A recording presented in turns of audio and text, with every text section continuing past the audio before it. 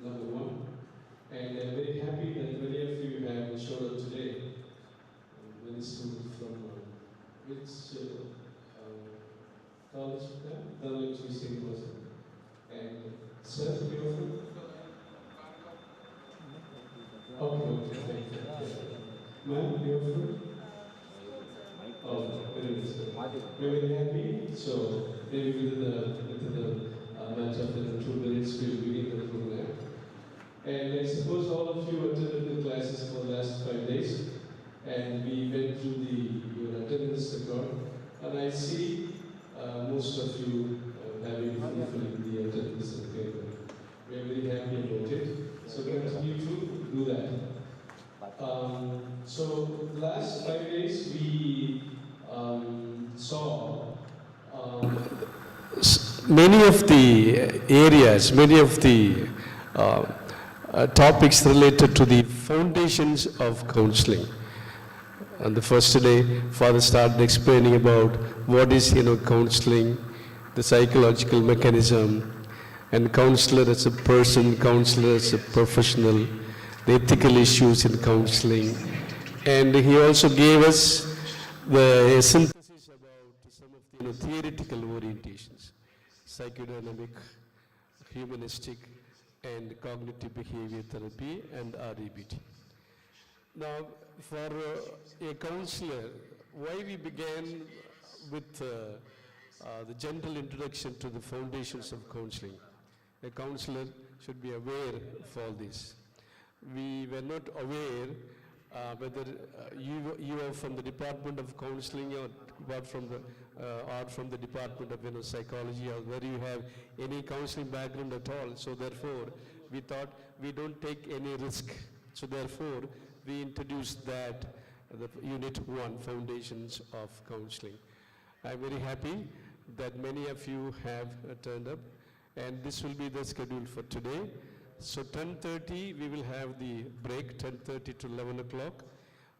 Tea and snacks will be provided in the lobby, and the second session will begin at 11 o'clock, and it will end latest by 1. Latest by 1 like. So I leave it to the discretion of the Father. Now, for those students who belong to the Department of Counseling and Psychology, you are attending the first session, and you can also attend the second session from 11 to maybe 11:15 till the parents teachers meeting is over. By the time your parents reach the department, I'm sure it will be 11:45. In case if your parents find it difficult to go to Toulouse Arena, and if they call you, you can go.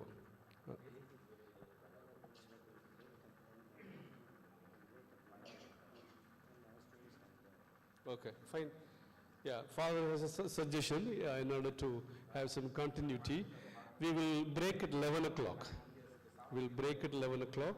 After 11, the students of Department of Counseling Psychology, you can go to the department. Or you can go to the Toulouse Arena. You can see your parents and go to the department. Okay? So we break at 11 o'clock. Thank you, Father. Yeah. Would you like to introduce yourself, ma'am? Yeah, we'll be happy to hear from you.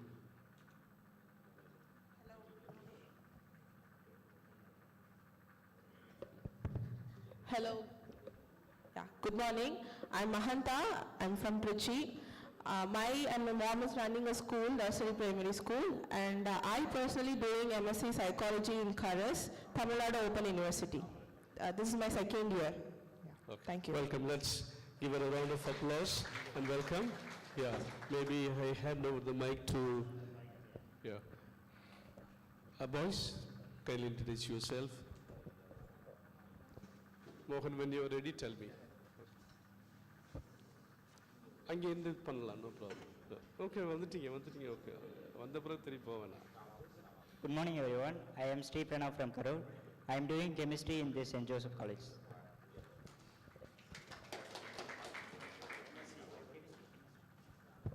Good morning, everyone.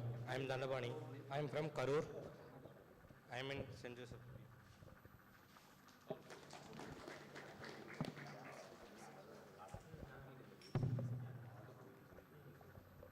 Good morning, everyone. I am Saumita. I am from Erode, Congo Arts and Science College.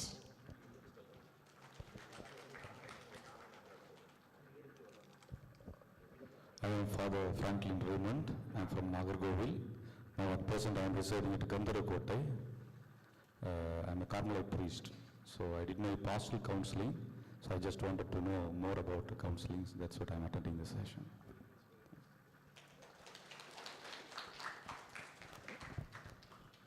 Morning, everyone. I am Esther Priya from Trichy, Dhanlakshmi Srinivasan University. Good morning. I'm Sangeeta. I'm doing third year in Clinical Psychology Department. We are from School of Allied Health Science from Dhanlakshmi Srinivasan University, and I am from Karur. Thank you.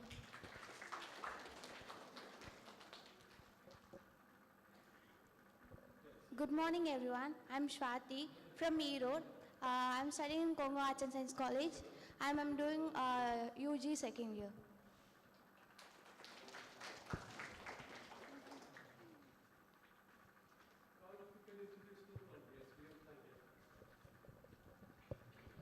Good morning, everyone. I'm Krishnavi from Dhanlakshmi Srinivasan University. I'm studying clinical psychology second year. Good morning to all. I'm Monisha S. from Erode. I'm studying my BSc Psychology second year from Congo Arts and Science College. Thank you.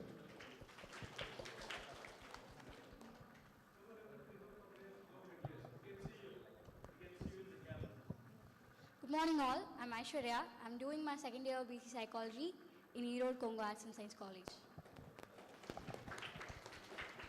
Good morning. I am Bhavadagni, studying second year in Congo Arts and Science. Good morning to all. I'm Devdashni. I'm studying in Congo Arts and Science College, second BSc Psychology.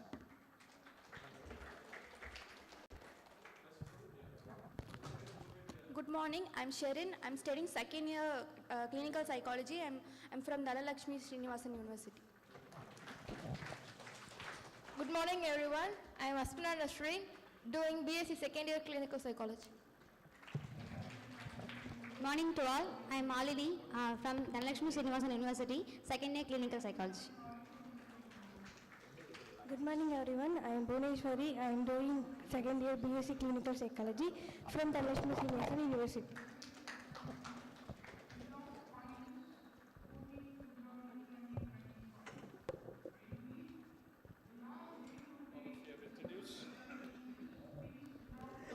All right. So welcome again. What about our students? Yeah, introduce yourself. Yeah.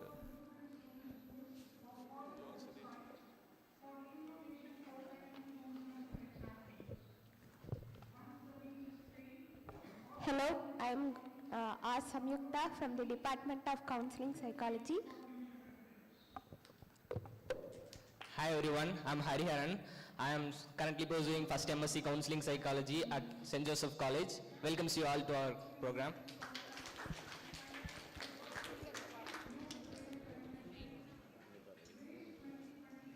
Hi, I am Aarti, Department of Counselling Psychology. Hi, this is Trichy doing MSc Counselling Psychology in SJC.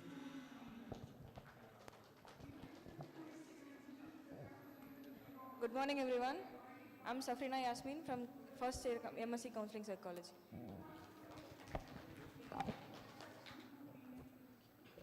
Good morning everyone. I am Kirtana from first MSc Counselling Psychology.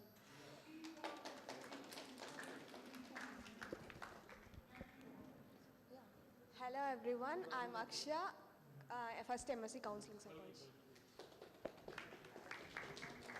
Hi, I'm Abhirami. I'm doing MSc Counselling Psychology. Hi, I'm Kiran Sri. I'm doing MSc Counselling Psychology in St. Joseph. Good morning everyone. I'm Ansha Anslin, currently pursuing MSc Counselling Psychology at St. Joseph College.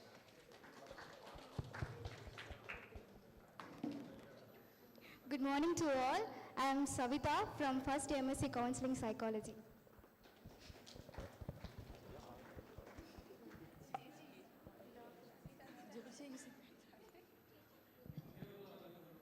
Hi all, I am Fatima Nafila from first MSc Counselling Psychology. Good morning everyone. I am Jabin Shah from Department of Counselling Psychology studying in St. Joseph College. Good morning everyone, this is Shakti Priya from first MSc Counselling Psychology.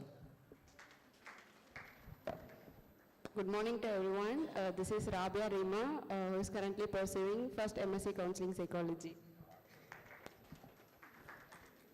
Hi everyone, I am Anita, currently pursuing first MSc Counselling Psychology at St. Joseph College.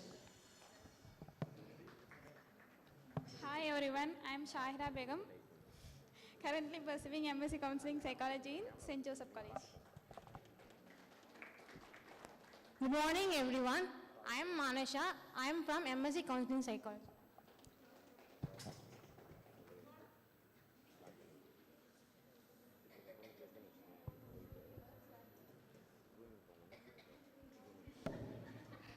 Good morning everyone. I am Sarashastri from MSc Counselling Psychology.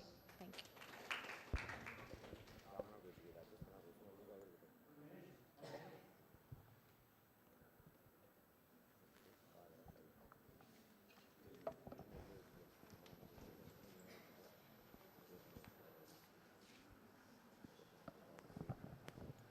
So over to Dr.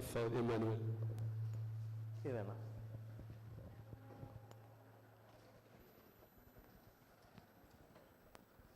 Good morning.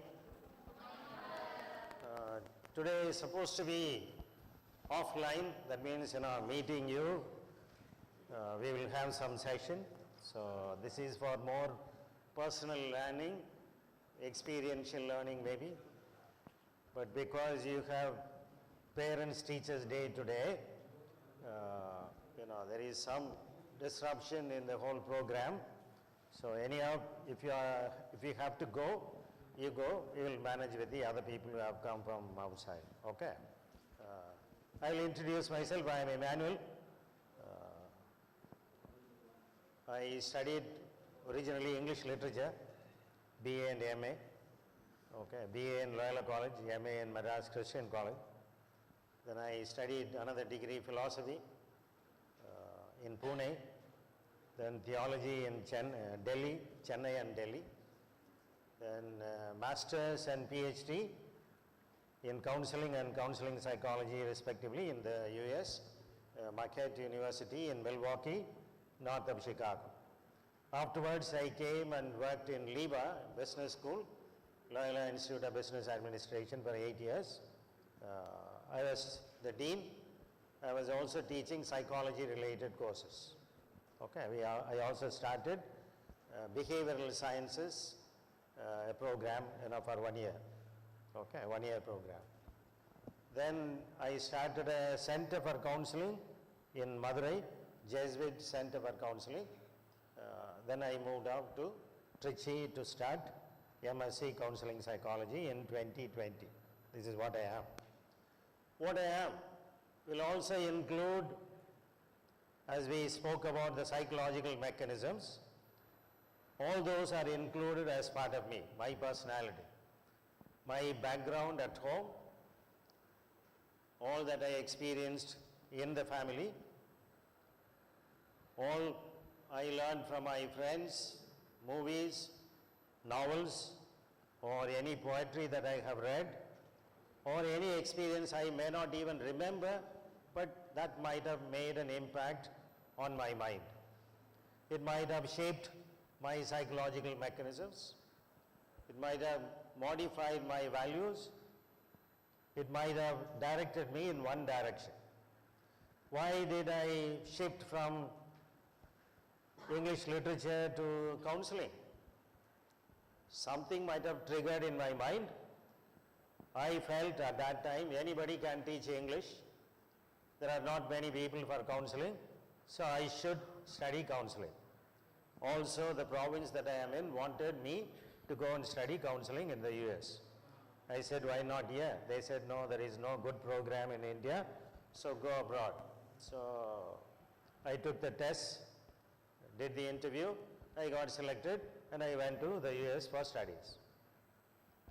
Everything that we do, it may be a small little choice, or it may be a life-changing choice. Why did you join this particular program in St. Joseph's College or Dhanalakshmi or any other program? You might have had some idea. You might have even joined for the sake of your friends. My friends are going, so let me go. Quite a few Dhanalakshmi people came here because of some earlier students. Okay, so you followed them. You have some choice. We have choice all the time. Whenever you are awake, you make a choice. You hear the alarm in the morning. How many people wake up immediately after the alarm goes? How many people wait for the snooze? Okay. Okay. How many snoozes do you have? 1, 2, 3. There are people who set up 3 alarms. Like for example, 6:25, 6:28, 6:40. Okay? They keep on, setting up alarms very close by because they know they will sleep off after the first alarm. Second one, maybe finally, okay, it is getting time, I may not be able to brush my teeth before I go to class. So you wake up and then you go. You make a choice all the time. How do you make your choices? What makes you decide? I'm not asking about big things in life like getting married, falling in love. Okay? I'm asking you about simple things. What makes you decide? What makes you decide what breakfast should you have if you are going to a restaurant? If you have at home or the hostel, you have no choice. But even among the dishes that are available, you make a choice. What makes you decide? Very often we don't think about them.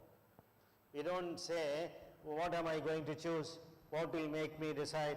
You don't ask all these questions. You decide spontaneously. Values are like that. Values will make you decide something out of many things. Why do you choose? You may not even question yourself. But you choose. Something within you makes you decide. Among all these, I will choose this. Among all these people, I will choose this person to be my friend. Okay? Among the subjects available, I will choose this subject.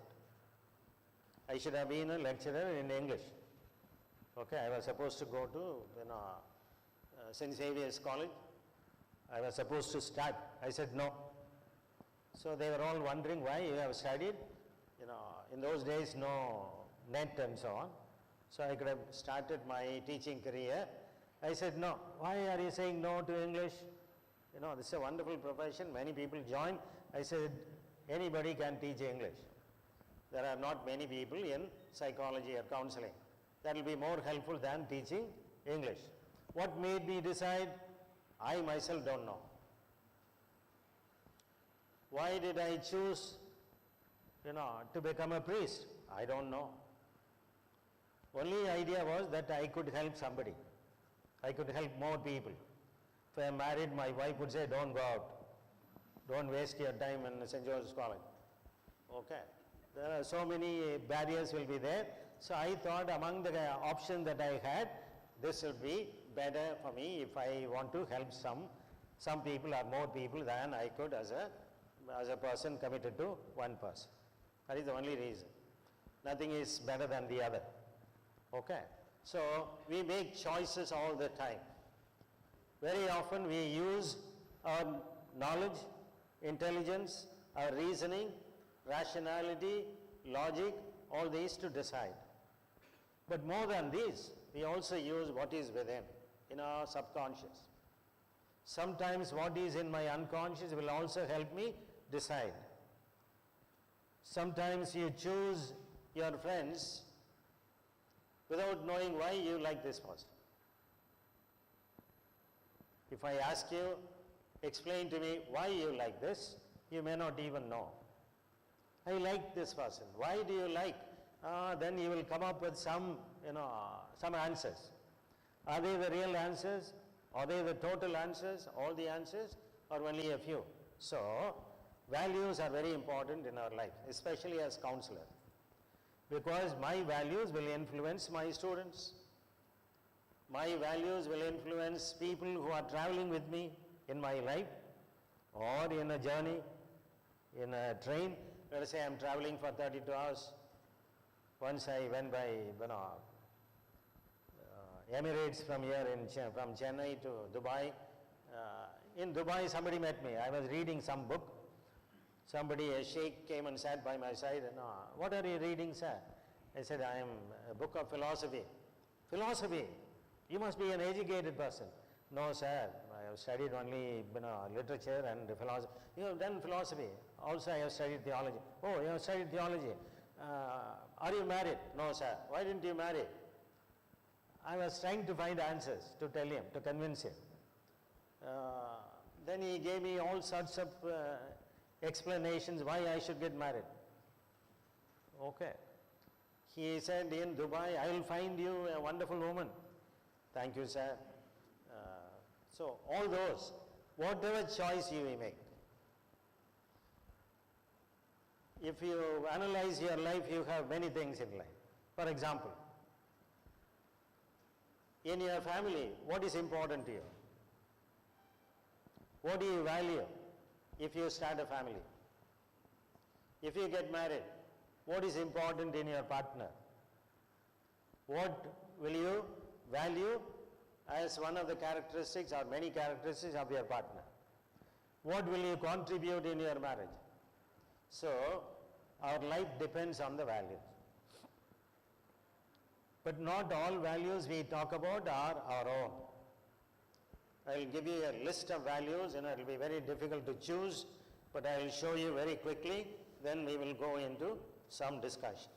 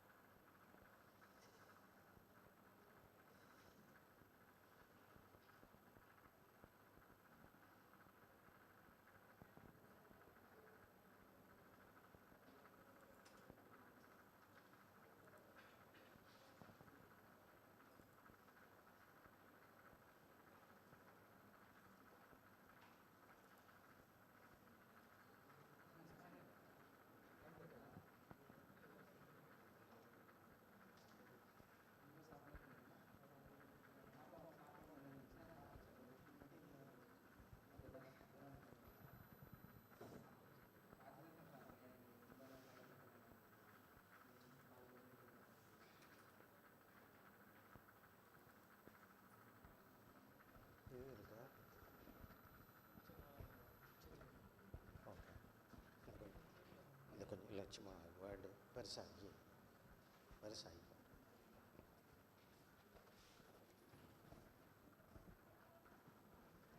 இங்கே பெருசாக்குனா பாரு.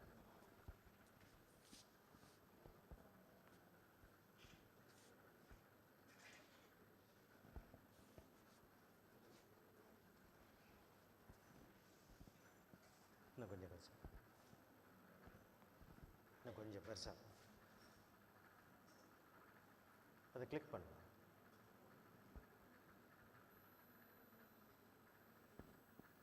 இன்னும் கொஞ்சம் பெருசாக்க முடியுமா? இன்னும் கொஞ்சம் பெருசா.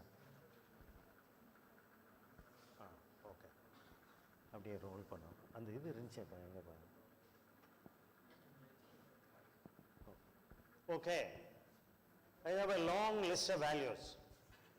All these are culled out from English language. All these are used by people sometime or other. They may not even know that these are our values, values available to all of us. But some people may give importance to the first one, abundance. Some people will give importance to acceptance, accessibility, accomplishment, accuracy, achievement, acknowledgement, activeness, adaptability.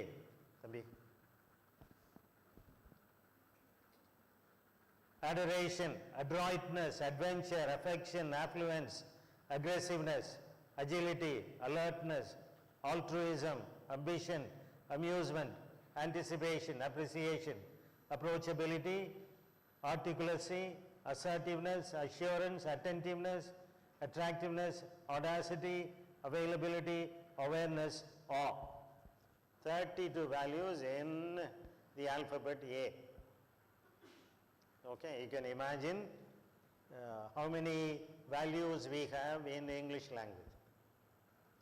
If you use an English, this particular language, you can find so many values. If you use your own mother tongue, you will find some more. For certain words, you cannot translate into English or from English to any other language. Among 32 in A, how many values are yours? Do you have accountability? Accountability is one value. Adroitness is one value. Adoration is one value. Is it your value? Or do we only recognize it as a value when we read it on the list? Okay? We have a long list. Sense of belonging, being the best, balance, beauty, benevolence, which is a counseling value, ethical principle, bliss, boldness, bravery, brilliance, buoyancy, calmness, camaraderie, candor, capability, care, carefulness, celebrity, certainty, challenge, and so on and so forth. If we are going through one value after another, go to the last one, come down to the, click this, down, no, down,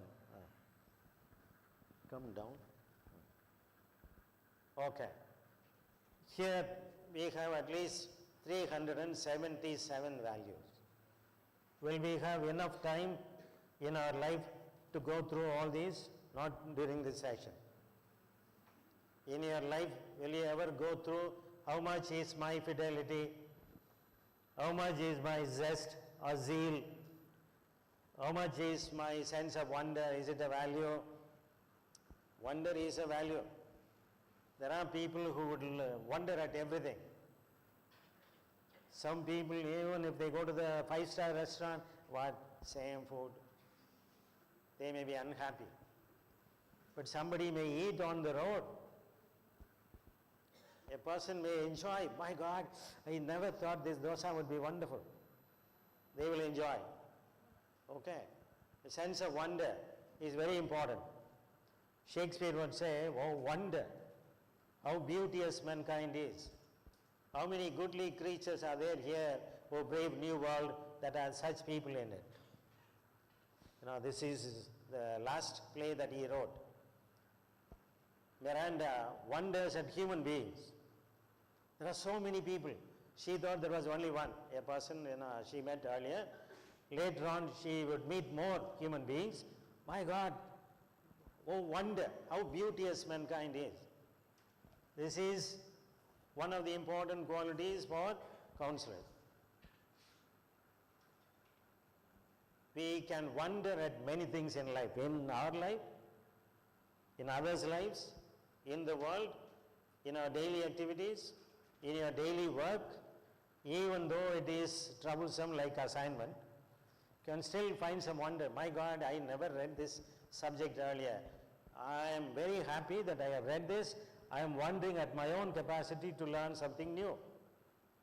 So, there are, at least here, by the way, these are not the only list. We can add more. Here we have put only 377. Somebody came up with this list. I did not come up. Okay. So, we have all these values. But what are my values? My personal values.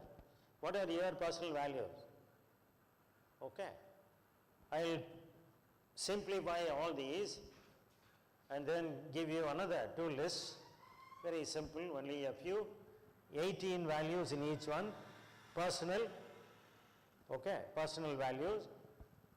These are what do you want in your life finally, and what are important through which you will get this terminal values. Okay. One famous psychologist came up with this idea, and then he tested some people, came up with a theory, and then we call it Rocky's values. Okay. I'll show you that. You can. I will ask you to sit in groups.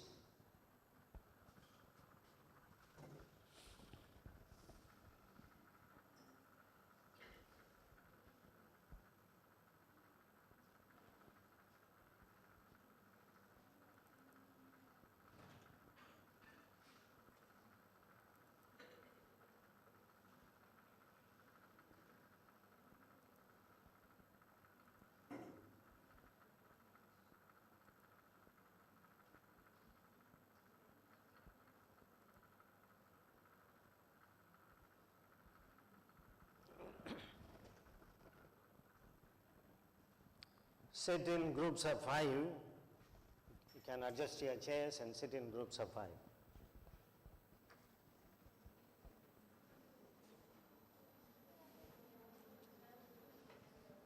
If you can mix up, it will be good. You know, from other colleges, if you can come and join other people, it will be good. Otherwise, you will be talking among yourselves. Come forward. There are chairs, you can mix them up.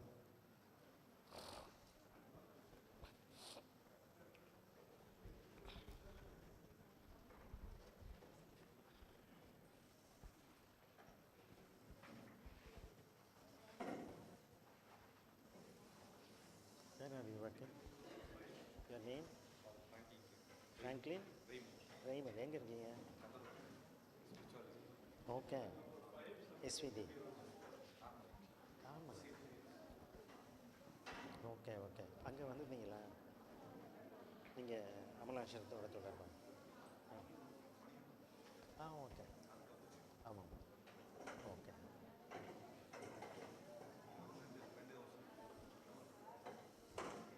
Okay, கந்தனக்கோட்டையில் இருக்கீங்க. ஆமாம்மா, பார்த்ததில்லை. இல்லை. Quickly, if we can arrange 5 chairs together in a circle.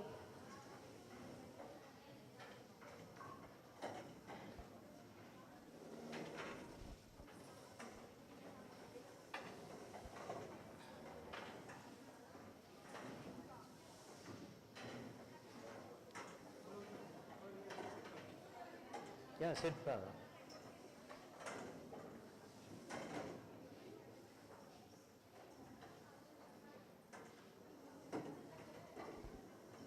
Five in a group will be good. Shakti Priya.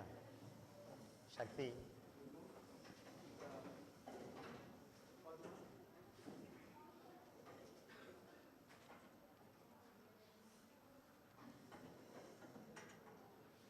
Okay.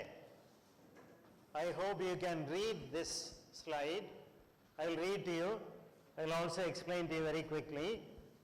Rockich came up with only a few values, 18 values. Among them, he wanted you, he would expect you to choose. I'll read one after another. Okay? A comfortable life. It means a prosperous life. You enjoy life. You are not worried about money, food, stay, and so on. So you have a comfortable life. That is comfortable life. An exciting life, a stimulating, active life. You are not dull, depressed, gloomy, miserable. You enjoy life. Okay? Very exciting. Every day you look forward to something and then you are happy. A sense of accomplishment. You do something that the people recognize you for your accomplishment. You feel very proud. You feel happy. I have done something in my life. Okay? So, a world at peace. Even though in India, in Tamil Nadu, we are not affected by wars very much. But if you live in the north,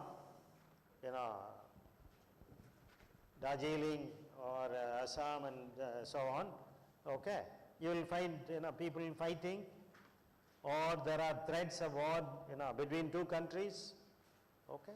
So if you are expecting a world at peace, free of war and conflict, a world of beauty, beauty of nature and the arts, equality, brotherhood, sisterhood, equal opportunity for all of you are respected and accepted as equals, family security, taking care of loved ones,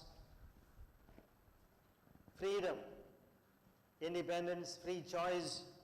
You are not limited by controls, rules, regulations, and so on. Happiness, contentedness. I feel happy, I am satisfied. Inner harmony, freedom from inner conflict, you are comfortable within yourself. Mature love, sexual and spiritual intimacy, both. Okay, intimacy we talk about not only physical but also emotional and also spiritual. National security, protection from attack, pleasure, an enjoyable leisurely life, sensual pleasure. Salvation, that means you want to go to heaven or you want to save yourself. Self-respect, self-esteem, social recognition, respect and admiration, true friendship, close companionship, wisdom, a mature understanding of life. Among these, okay, choose 5 according to your priority. Among these, read for a minute or two, go through the explanation that I mentioned. Choose 5 according to your priority. I'll put one of these values as the first one. I don't want to tell you which you should choose. You have to choose. Come up with 5, 1, 2, 3, 4, 5. Then also, what are the least important? Come up with 2. These I don't need. They are not important to me. Okay? So I want you what are important, primary in your life, and what are least important. Those 2, anyway. Okay? Very quickly go through. If you want explanation, I can give you.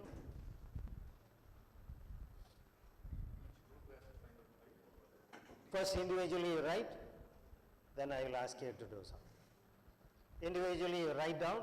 You need not write the whole thing. I can send you later. But you choose among these 5 important values in your life.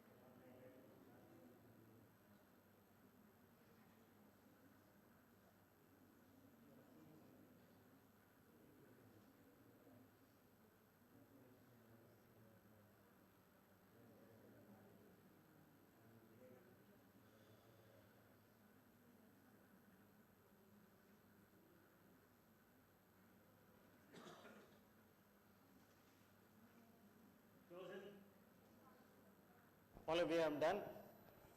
All the groups? 5. First 5, then least important 2.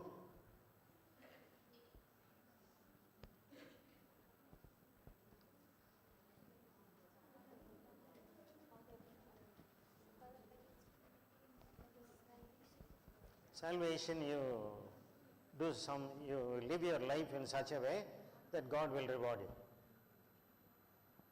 That is, you save your life, save your soul.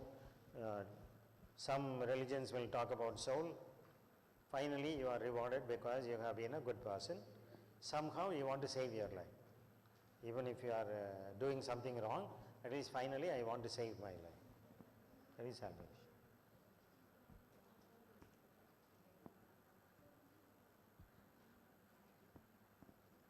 Finished? All of you? 5, least important 2. Very good. Still they are writing.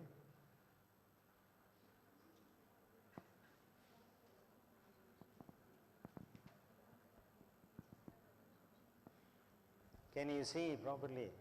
Can you? Huh?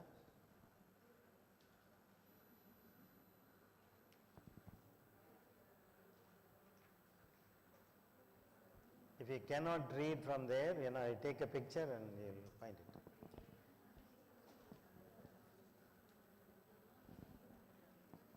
Have you chosen at least 3 first ones? Primary? That group? Okay. Anybody who hasn't done? Okay, if you have chosen 5 and least 2, now share the list in your group. This is my list of values that are important to me. And if somebody asks you, why did you choose this? Explain. These are the reasons why I chose this value as the first one. These are the reasons why I chose this as the second one.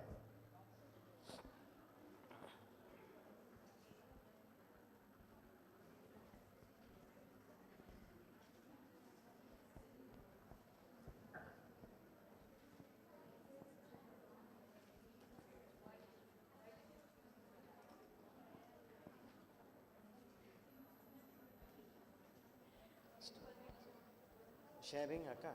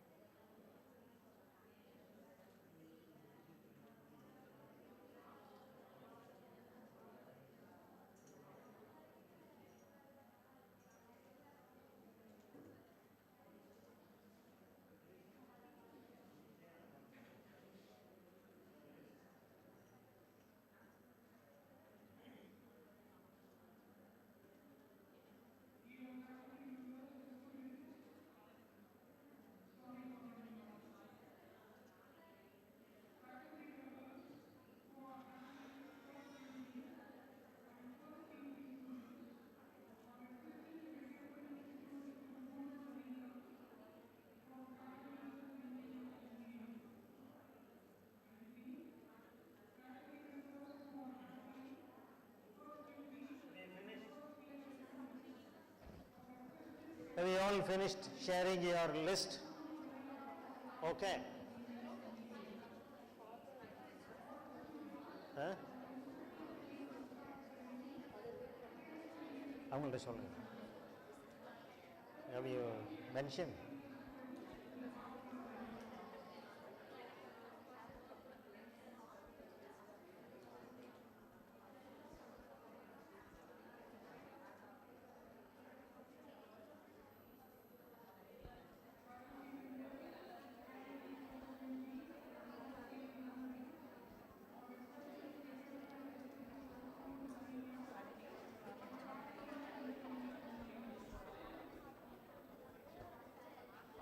Want to join? Welcome. Welcome. இங்கே இருந்துச்சுமா, இது இங்கே இருக்கு. அது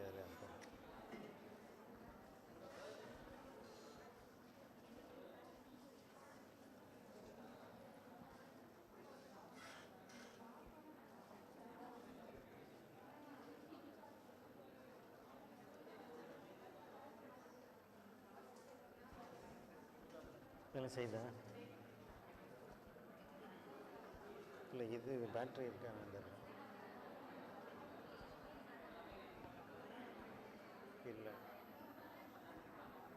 battery இல்லைன்னு நினைக்கிறேன்.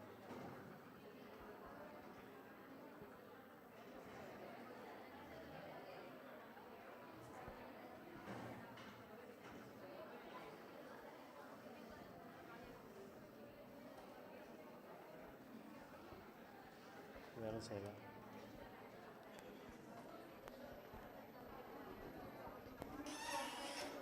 Okay, for those who arrived just now, I have given you a list. Okay, listen to me. I have given you a list. Earlier I showed another list which was very long. Okay, what was put up was 377 values. We may not have enough time in our whole life to choose or to understand or to personalize our values. I have given you another one which was used in research by Rokich. So he came up with 18 values. These are terminal values, what we want to achieve in life completely. These are the final result of values. Among the 18, I asked these groups to choose 5 according to you. What is primary? 1. Next important, 2nd, 3rd, 4th, 5th. Then I also asked them to choose the least important values 2. At least 2. We will not give importance to all the values. So if we can, somebody can come and take a picture, because it may be difficult to read from there. You come take a picture and go and share in a group what is important to you. Now first write down on a piece of paper. Somebody can come and take pictures and share it in the group.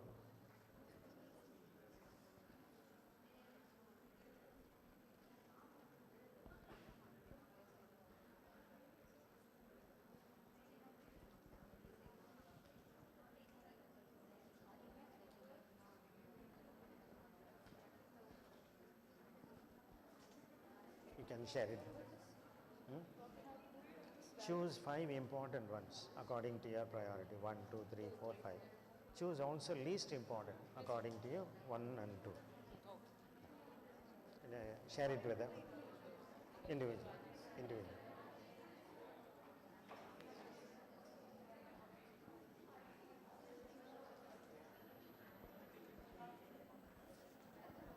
Mic.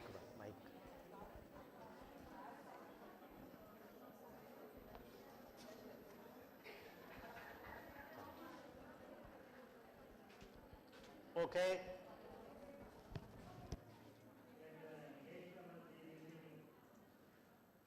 Let the latecomers, you do the choosing 5 important primary values for you and also least 2. In the meantime, I will ask the other groups to share. Okay. So now, individually you have chosen 5 important ones and you have also chosen the least 2s. Okay. Now, after sharing in the group, I want you to come up with 3 values as group values. Will you be able to decide on 3 important values as a group? First share.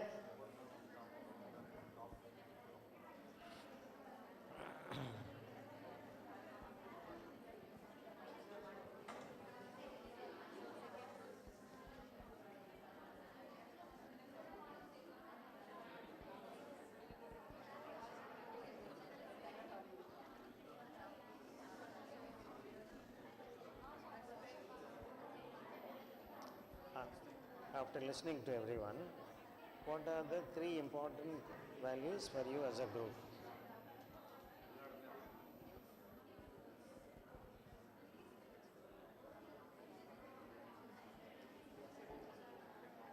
Katika.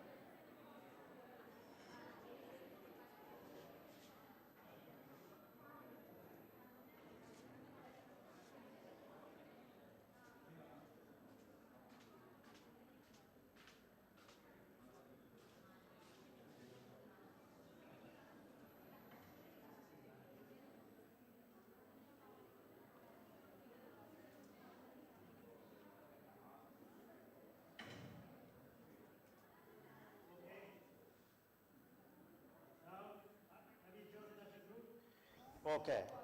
I'll ask maybe from there.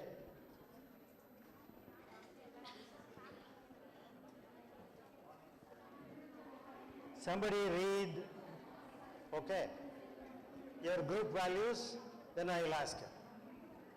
All of you listen. So we have 3 common values. The first is family security. 4 of them have written family security.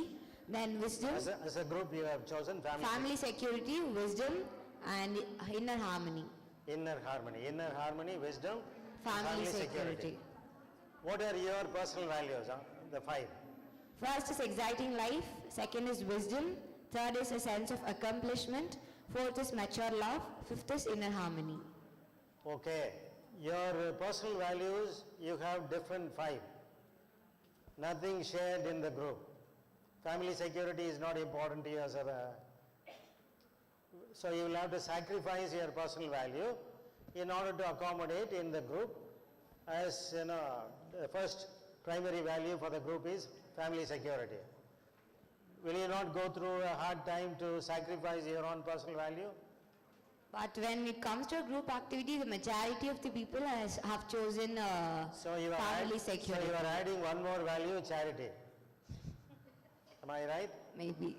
It's like a group work, right? So adjusting with a group, living with a group, living for the group, you may have to sacrifice your own personal values. Not all will be comfortable. Some people cannot sacrifice their personal values. Let us say, I want my own pleasure as my first primary value. If the group wants me to, do away with the aspect of pleasure in my life, I will not find it comfortable to live in that group. Leave alone the group. Suppose your husband has one set of values. You have another set of values. When you get married, you come together with 2 sets of values. Will there not be conflict? There will be huge conflict. Why families fight? Why there are problems between couples? Mostly, my set of values is different from my partner's set of values. Even among friends, I may have one set of values. Let us say, for example, attending class or being punctual may be important to me. My friends, they are known to go late, let us say. we will have conflict in our friendship. Okay? For example, I will tell you one example. When I was studying in Madras Christian College, I was regular for class. Very, very regular. My friends, they were not very regular. They used to come with me by train from Nungamakam to Tambaram. So they are all my good friends. We will share quite a lot of few things with each other. One day I was getting into the campus. 4 of them stopped me. Emmanuel, where are you going? I'm going to class. No, come with us. No, I have to go to class. They forced me to go with them, 2 girls, 2 ladies and 2 boys, and I was the 5th one. They took me to Parangimalai to climb the hill. Hey, what happened to class? Let the class go on. I still remember whenever I go by train, on this route, I remember that event. We enjoyed 1 full day. But I missed my class. That day there was an exam in drama, which was very important to me. The next day when I came to know that I had missed one important test in drama, which I would have written very well, okay, I felt very sad. I told all 4 of them, here afterwards never call me out during the class days. Okay, so they will discuss, hesitate to call me next time. Did I enjoy? I also missed the company when they went out. So I will go through a hard time to decide what is important to me. Can I adjust with other people? Sometimes we say no, not beyond this. That is why values are very important. Values are part of us, very important. Okay? So, even in your own group, your personal values don't match with the group values. Like everyone will say, I sacrifice 2 values or 3 values. These are important. Fortunately or unfortunately, all of you do not know the meaning of all the values. Suppose there is a crisis in your life, for you some important value is very important, but for the person in your life may not be. Then there is a conflict. Okay? Sometimes 2 values will present you. You are not fighting with other people. You are not different from other people. You may have to make a choice. In one counseling in Chennai, my old student, he was an assistant manager in a company. He came and told me, can you give me quality time?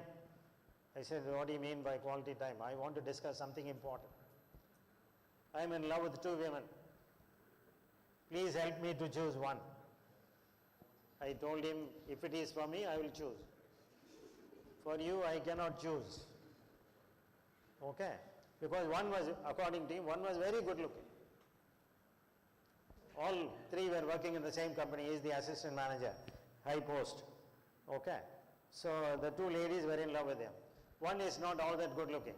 One is extremely good looking. People will be jealous of him whenever that lady talks about him or goes with him, to a restaurant or somewhere. The other one, they even advised him, why do you allow that lady to be after you, man? Send her away. But he had to make a choice because he admired the beauty of one woman, intelligence of the other woman. She is from Sri Lanka, very intelligent, it seemed.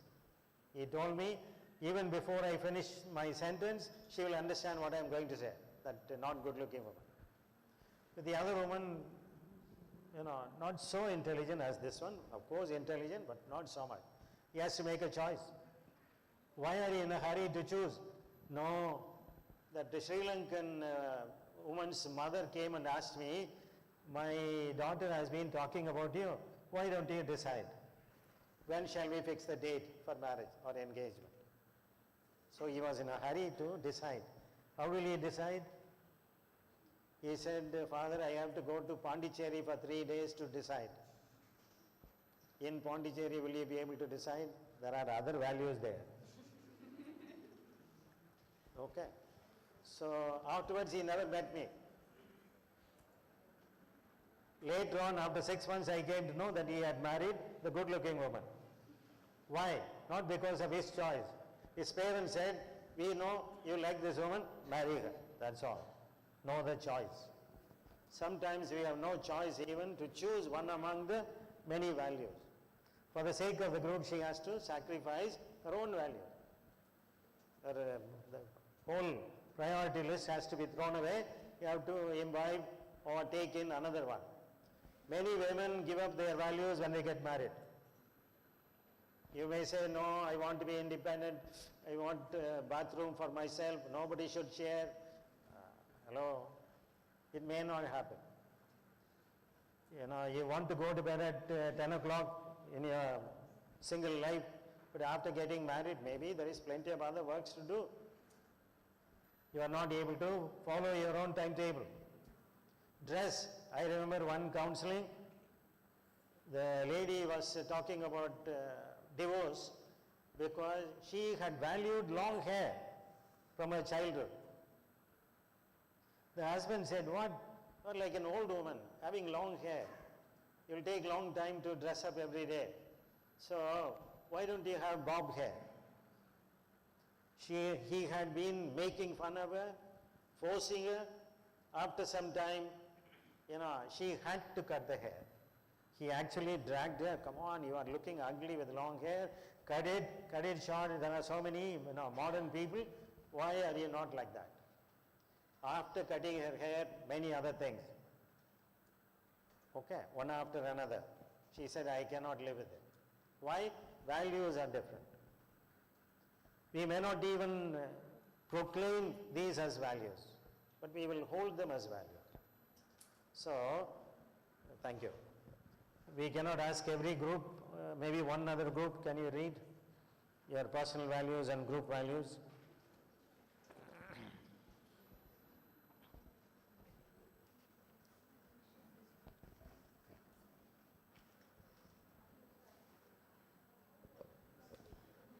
Hello, everyone. So my personal values, first one is a comfortable life, wisdom, freedom, mature love, and family security. Okay. Our group values are self-respect, wisdom, and inner harmony. Okay. Self-respect comes first for the group. Okay. So this will be the same for every group. You may have to sacrifice some in order to accommodate with the group.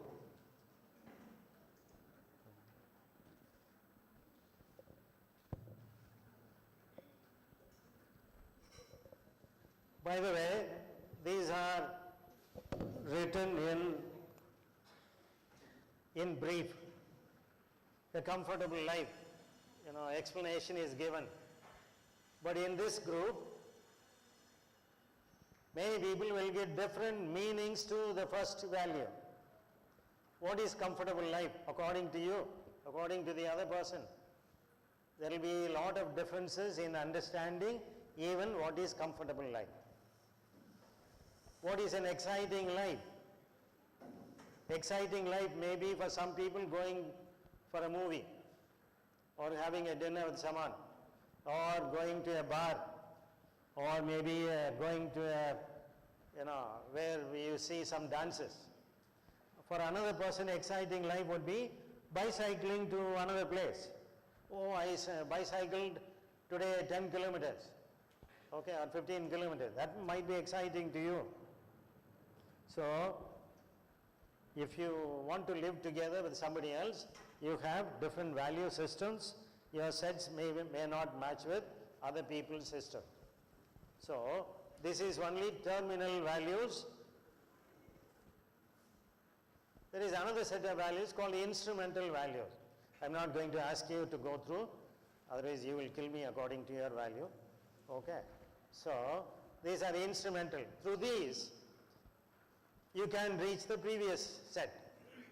These are means by which you can achieve a comfortable life or an exciting life, and so on and so forth. Ambitious. Why are you ambitious? So that I can live a comfortable life afterwards when I retire. What do you mean by ambition? Type A or type B, which one? Type A, okay. Type A, well, do many things at the same time.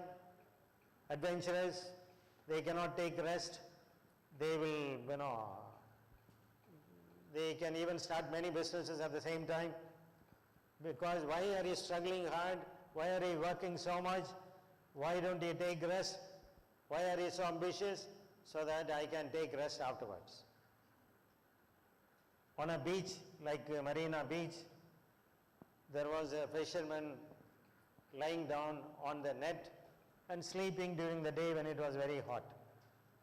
Okay. Some American tourists came there and then they woke him up. What are you doing? Who are you? He said, my name is this. What are you doing? I'm taking rest. Why don't you go and fish? He said, why should I do? You can make more money.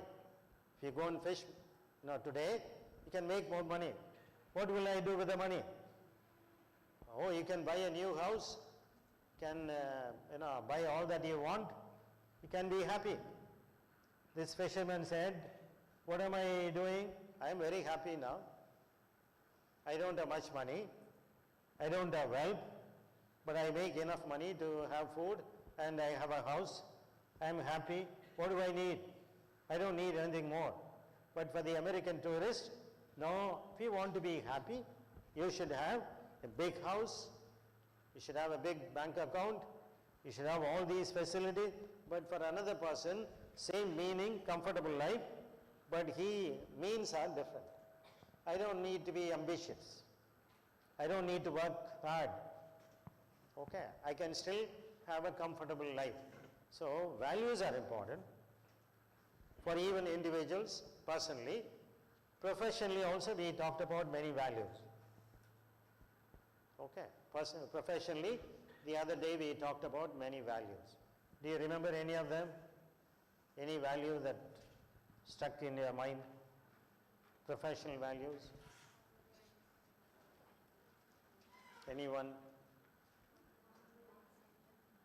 Empathy, congruence, unconditional, positive regard, trust, confidentiality, authenticity, okay. Certain values are difficult for Indians. Even though we talk about them as counseling students, all of you are counseling students or counseling in the department or dealing with counseling? No. Pardon? Faculty. Okay. What are you teaching? Okay. Okay. So, thank you. So we have many values, even professional values. All lecturers should be authentic, should have respect as one of the values, respecting other people, respecting oneself. Esteem is important. All these are very important. What is a good value? What is my personal value? I might have given in the class for the first years, during the first 3-day seminar, which you may not have taken down. Write down criteria for values.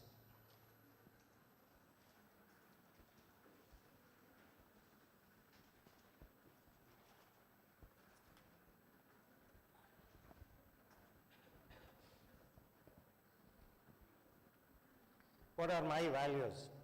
A value is something. A value is something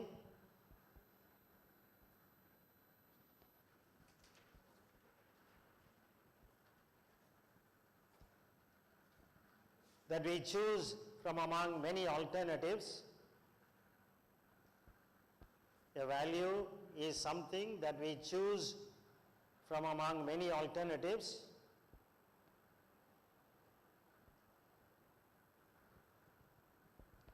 after knowing the consequences. A value is something which we choose from among many alternatives after knowing the consequences.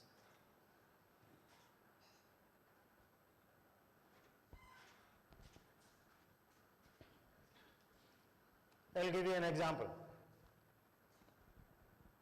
Let us say one boy is caught in the exam copying. The lecturer caught him red-handed with the notes that he had on a piece of paper. Okay, he caught him. And another one asked him, what happened? What did he do? Why are you standing outside? He knows that he has been caught. The truth is out. So he says, I copied in the exam and I was caught. Is telling the truth his value? He told the truth, but is it a value? It's not a big value because the truth is out. He has no choices. Suppose he can tell lies, comfortably, he will not be known, or various other options are there, then he chooses, even though by telling the truth I will suffer, I am choosing to tell the truth, then it is a value. Okay. Suppose there are only two choices, you have to make one choice. It's not a big value. You have many choices and you choose one. I am going to be honest, I am going to be authentic, I am going to be congruent, I am going to be empathic, then it is a value. Okay. Then it is your value. Otherwise there are many values outside. Other people may hold, but for me it is not important. So if some value is important to my life, my profession, I own it up, I choose it each time, okay, and then I say I am going to live by this value, whatever may happen as a consequence. Okay. So we have many options. Among them I can choose one. I have the freedom to choose one. And even though the consequences may be bad. For example, 5 students cut class and go for a movie. On a Saturday, a few people join together, come, and there are many students from other colleges, we will cut, okay, we will go for a movie. Vida Moirchi or something, I don't know. Okay, we will go. So they come back, one of them feels guilty.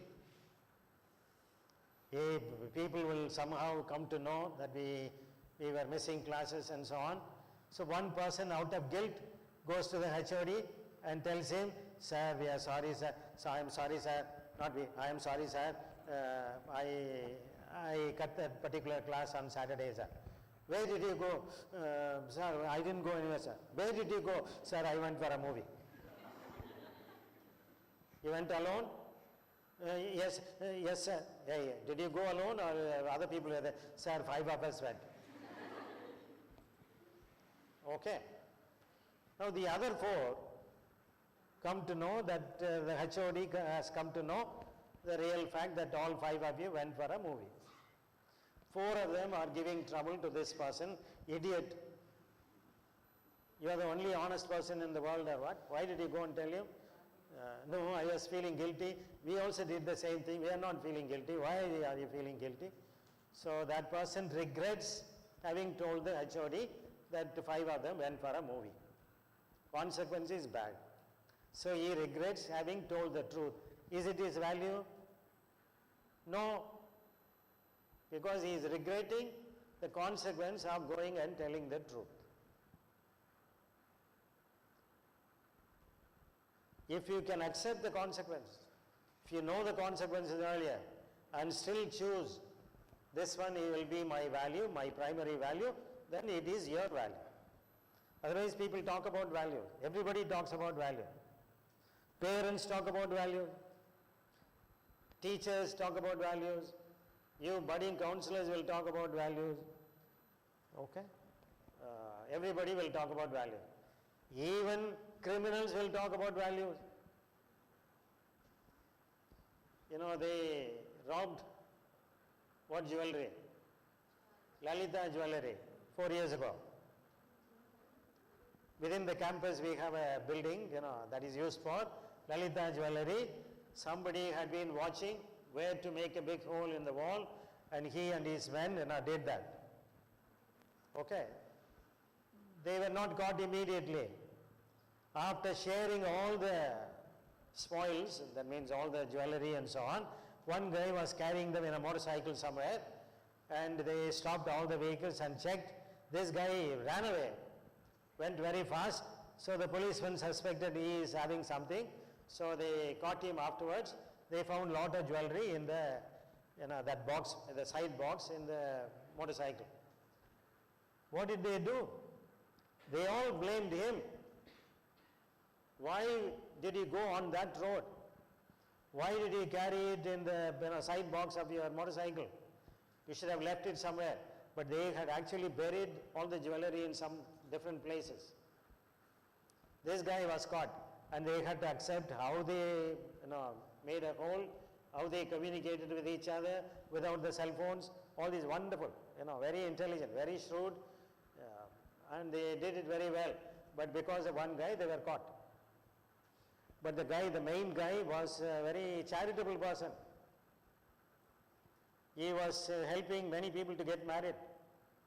He was sponsoring the weddings. He would say, I would sponsor the hall or decoration. I will do all that. Very good man, but he did this. So one person may have many values, many choices for a value. Among the values which are prominent for you, which is least important, which can you sacrifice? Okay. Second criterion, write down. Value is something, a value is something that you do so often. A value is something that you do so often that it becomes a pattern in your life. A value is something that you do so often that it becomes a pattern in my life or in your life.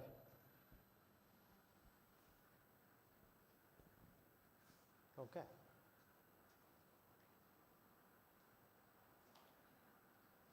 There are people who are always late to class. They will come 1 minute, 3 minutes, 5 minutes, okay, regular. For 2 days they are on time. Is it their value? I came on time 2 days a week. It is not a value. You do the right thing according to your value again and again, that it becomes automatic. It becomes spontaneous. It becomes, instinctive. That you build it in your system. You build it in your personality. Then spontaneously, anytime, even though there is a crisis, even though there are barriers for your normal living, you choose the value and live by it. Then it becomes a value. So, when it becomes a pattern, telling the truth becomes a pattern in your life, then telling the truth is your value. If you say once in a way, it is not a big value. Okay. Another criterion, a value is something. The value is something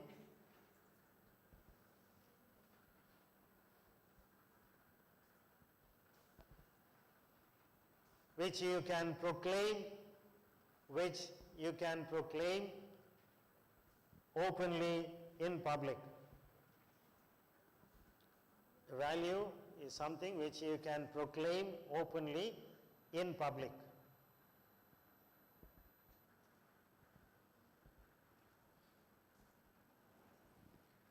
If you have some important values, you must be able to tell other people, these are my values. You cannot keep them hidden, secret. If you can openly say, these are my values, I am following them. When you make some mistakes, when you don't follow your value, people will know, people will find out. Some people will keep their values secret. Okay?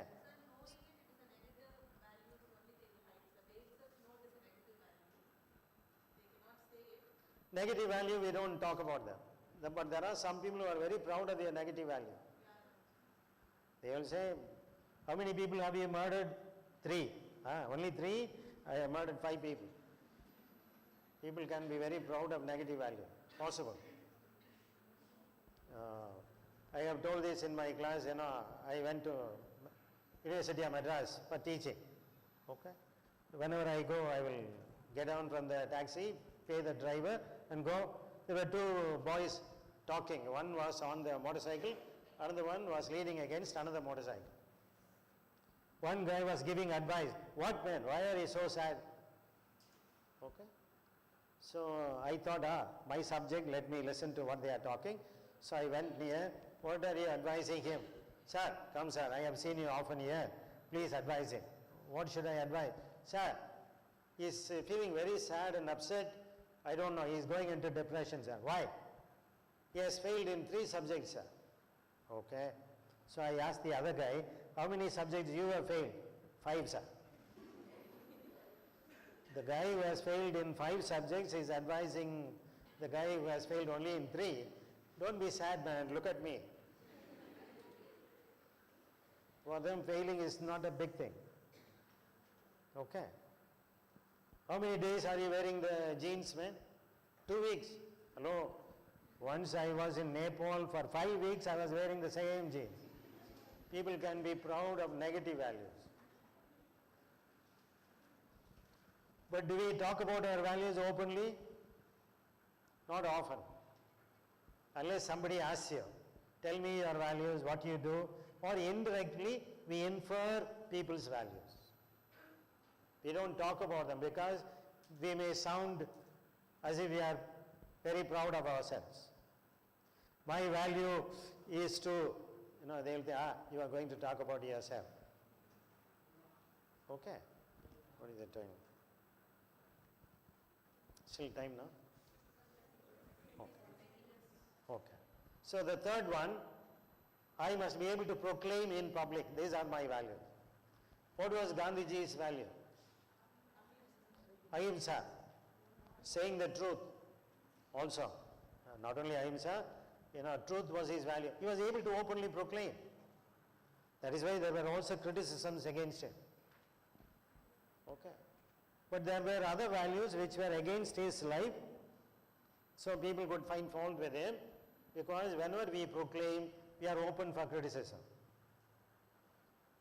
That will make us better people. In counseling, when you practice counseling after you finish your degree, how many people will be interested or bold enough to record all your sessions and make it public? With the permission of the client, let us say. Can you show what techniques you used? What therapy did you use? How did you perform your counseling session? How many people will openly say, this is my recorded session of counseling? If we are bold enough, why are we bold? We think we are doing the right thing. We are really helping people. We follow all the ethical values of counseling, beneficence, non-maleficence, authenticity, fidelity, justice, and also confidentiality, and many others. If I don't follow, if there is no congruence in my body, my tone, my words, then people will know, hello, you talked about congruence. I think you don't like the patient, but you say with a smile that you like him. There is a conflict, contradiction in your session. They will openly criticize me. People can find fault with my recorded session. Okay. I must be thorough with my theory, therapy, techniques, my posture. Next week we will talk about solar and so on. Micro skills of counseling. Suppose I am, what is your problem? Tell me. Yeah, I am listening. Okay, if I am shaking my leg somewhere and I am asking, yeah, man, yeah. 1 minute, let me check this and so on. I am not giving you importance. Client is not important to me in the counseling session because my body language, my approach to counseling will indicate that I am not following all the basic counseling ethical values. So how many people will be interested in recording and showing it in public? People who know about counseling should go through. Okay, other people may admire your makeup and so on. But experts will say, no, you are not doing counseling in the right way. So we have values, both terminal and instrumental. Also we have professional values. Professional values, we often talk about them in class or we write in the exam. These are the ethical values of counselors as professionals. But have those values become mine? Do I have choices in my counseling session? Okay. Spontaneously, what do you value? You can take down some points, to check later. We may not have time now. Write down.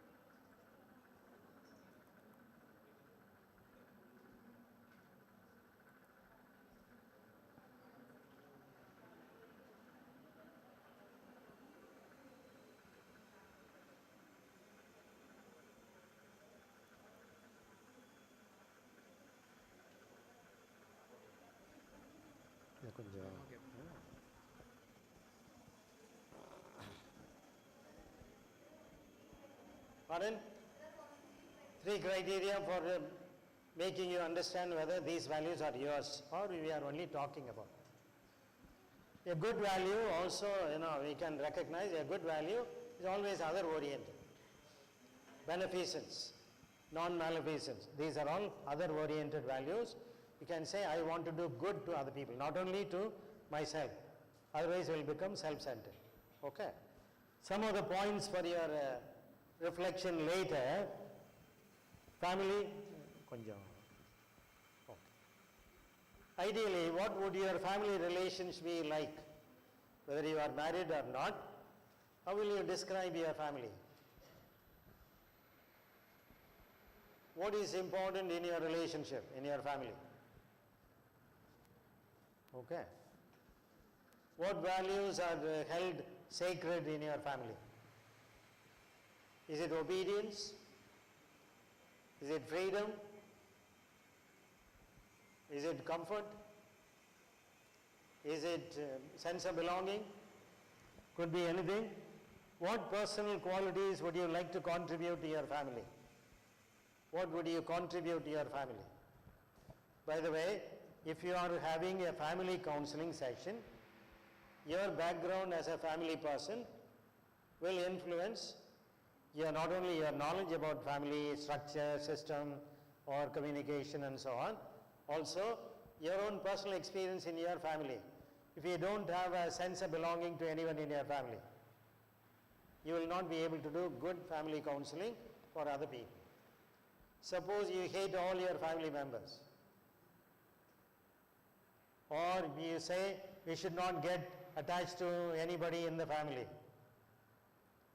or if you have a problem with your wife or your husband, when you have in counseling somebody talks about similar problems, you will say according to your experience, because that would have been affecting your values as well, you will speak from your basic experience or your knowledge or what you have studied, connected with all that is connected with your psychological mechanisms.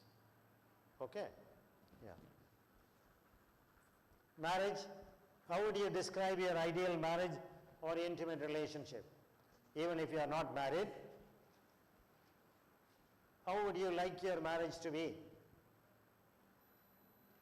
You have only dreams, fantasies, or reality? What are your values that would be important in your marriage? How do you choose your marriage partner?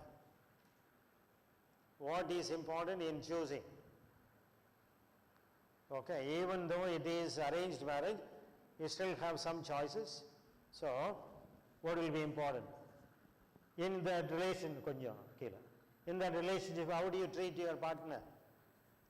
Equal, respectfully you will treat, or you will say, don't ask me about my salary. Okay, my salary is mine, I will not tell you.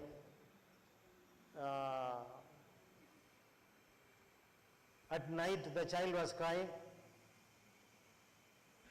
The wife said, I am tired, and woke the husband up. Hello, please, take the child in your arms, sing a lullaby and let him go to sleep. He said, no, I told you I will look after the child, during the day. So I will not wake up to look after the child. The lady said, during the day you are in your office. How will you look after your child? Yeah, my time is over. Now it is your time. Look after the child. What values do they have? What values does the husband have? Finally, the wife said, hello, this is half your child as well. Take care of the son.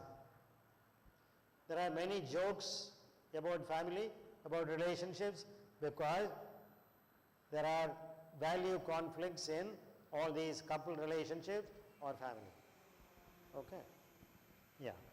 Parenting, how would you like your son or daughter describe you as a parent? When you have children, what would you like your children to describe you as a parent? Will they say you are a good parent? Loving, controlling, or cruel? How will they describe you? You may also describe your own parents now as children. Okay, my father is good, my mother is very strict. Okay, if one lady told me, if my father works abroad, I will be very happy. Why? He gives me many rules. Okay, so how will you like to be a parent? What would you like your children to describe you as a parent? Friends, what sort of friendships would you like to have? How can you contribute to building your ideal friendships? Many people who complain in counseling, I don't have good friends, they all have gone away. Okay. You ask them, in what way you are a good friend to other people? Are you a good friend to many? Then you will get. Work, career, education, what is important to you about your work, career, education? What would you like others to view you within your professional roles? What is important in your work? Working from home or working in the office? Now many people in the US are laid off because of advice given by Elon Musk. Trump is announcing all kinds of rules. All the federal workers, all the government workers, you can stay at home. I'll give you 7 months salary. I am laying you off unless you come to the office. If you don't work, I will lay you off. What is important for work, in your work, as a counselor or any other work you do? How do you do? What is important? In your career, in your education. There are a few people in a bank, they will say, no, I don't want to have a higher position because if I go to a higher position, they will transfer me every 3 years. For the sake of the family, I will stay in one place, so I will not write the exam for improvement or for incentives. I don't want to be a manager in a bank because they will transfer me every 3 years. What values are important in your career?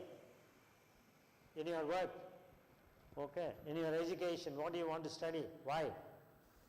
So, how do you like others to view you within your professional roles? What will they say? Your companions, what will they say after you start working as a counselor? She is a good counselor. She is very friendly. Many patients like her. Or will they say, yeah, she will do her duty, but nobody likes her. So, what would you like other people to describe you as a counselor, as a parent, as a teacher, or as any other role? Leisure and recreation, What are your ideal forms of recreation and relaxation? How do you relax? What are your recreations? Watching movies or shorts, or reel one by one. One guy told me in our own college, sir, I am absent for 40 days in one semester. Can you imagine? 40 days in one semester, so he was not allowed to write the exams. Okay. Why were you absent for so many days? Sir, I used to watch some social media, one after another. He forgets the time, goes on and on. After 1 hour he realizes, no point in going to the college now, so let me stay on in my hostel. Let me stay on in the hostel room and watch some more. Then he goes to sleep, wakes up for lunch or supper, and he is there. Parents are thinking he is a very faithful student, attending all the classes. What are you doing? Watching fun, one dance after another. One guy recently told me that happy dance, sir, have you seen that? Fantastic, sir, very musical, very, alive, and I am watching. How many times? Many times. All these, Korean ladies or Chinese, Japanese ladies are dancing. It's very interesting, sir. How much time are you wasting? Okay, how do you have fun? What is fun according to you? There are people who have fun during the weekdays, during the weekends, different kind of fun. Okay, so what is your recreation? What is your idea of leisure? Yes. Spirituality, morality. What does spirituality mean to you? What do you mean by being moral or ethical?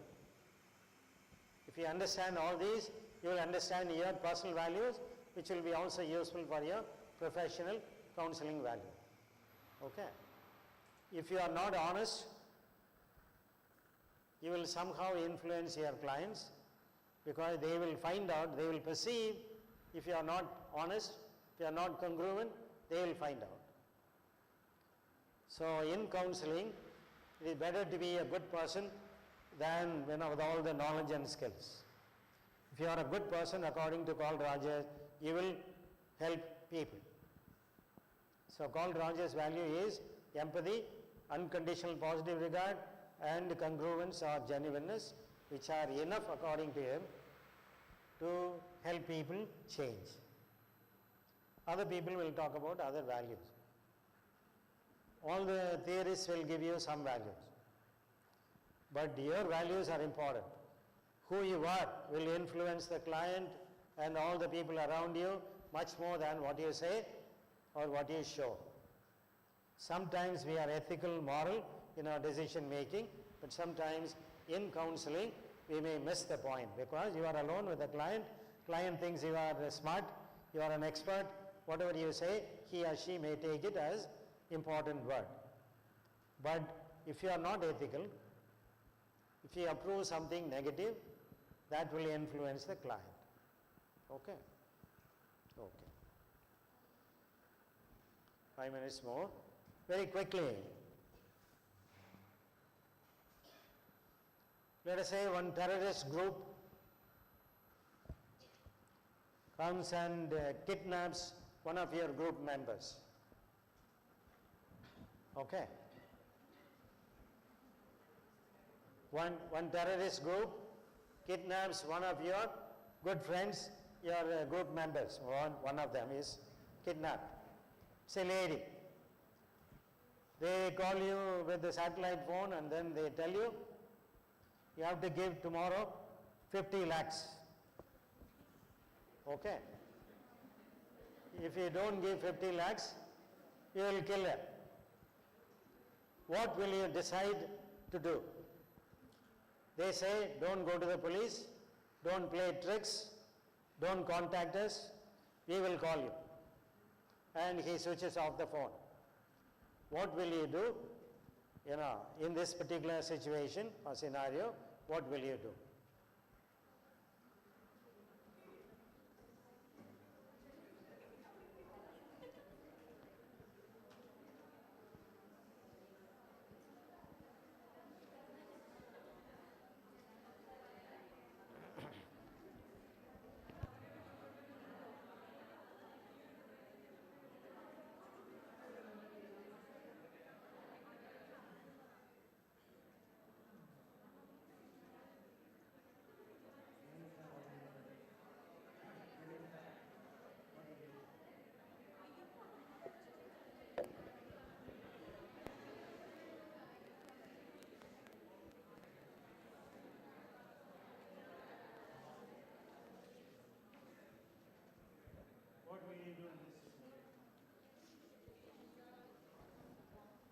It is on.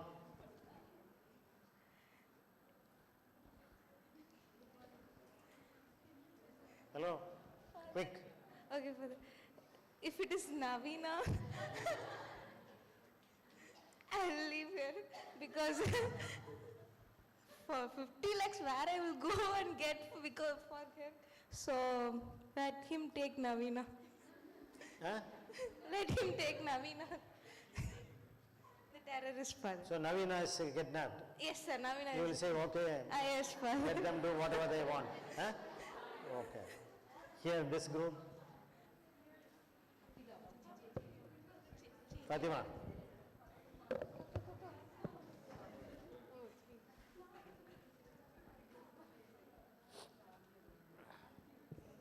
So we will somehow arrange some money. Louder.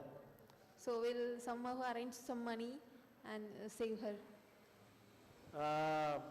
You will somehow collect the money and then pay and bring her back. Yes. Suppose they know that you can collect money, they may kidnap one more person. Oh no. Aarti is kidnapped. But Is it okay? their condition is like if we give the money, they will let her free, right? They will release one person, but another person is kidnapped because you have money, can pay the money. What will you do? Okay. There is no answer. You may come up with some answers, but what is the right answer?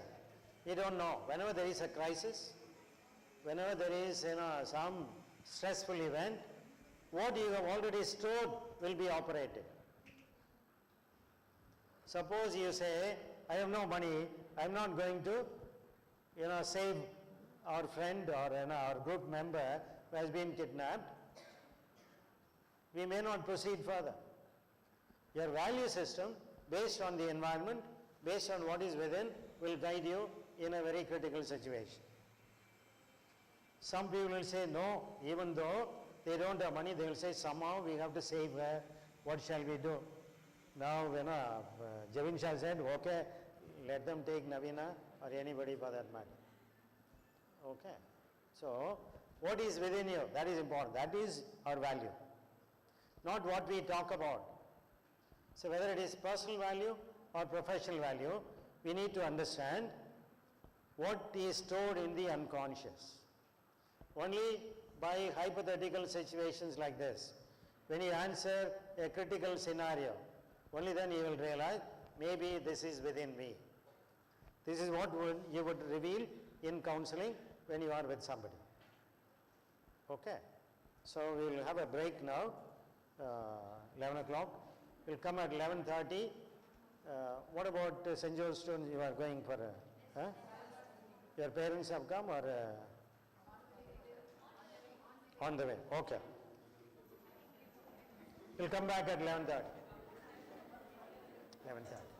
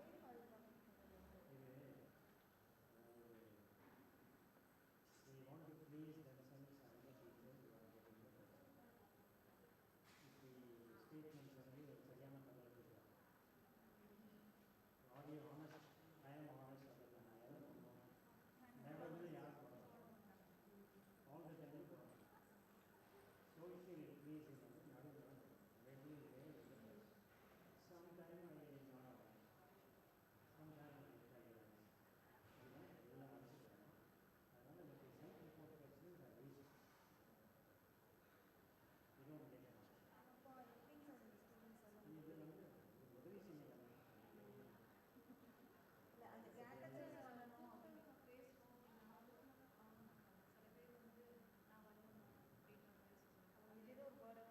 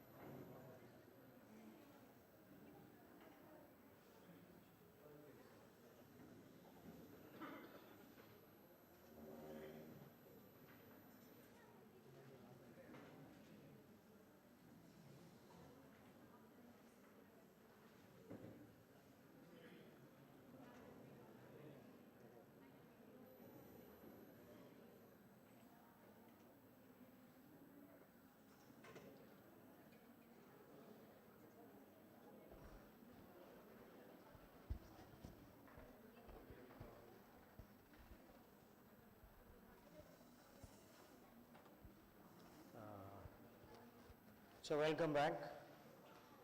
In this section, we will think of the ethical values we need to have as lecturers or as counselors. Not all of them are counselors. Some of you are studying counseling, I think. How many people are not connected with counseling? Are not studying counseling? Okay. All the others are clinical. Okay. Where? Which place? The lecture. Okay. So we will talk about the ethical issues or ethical dilemmas. What is a dilemma?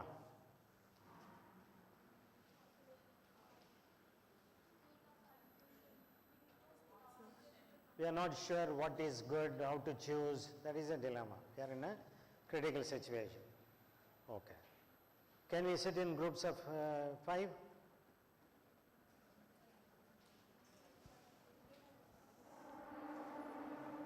And come forward. Some of you can come forward. There are chairs here.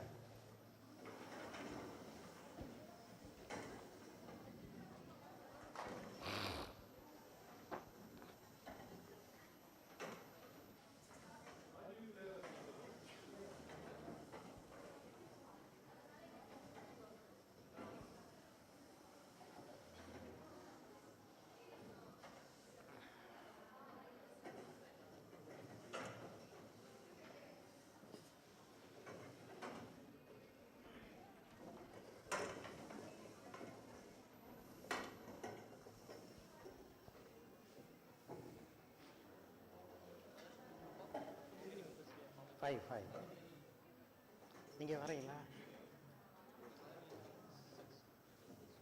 உட்காருங்க.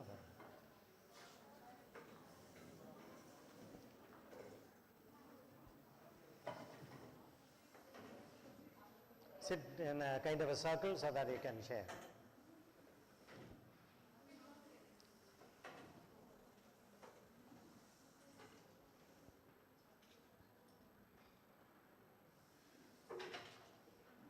Okay.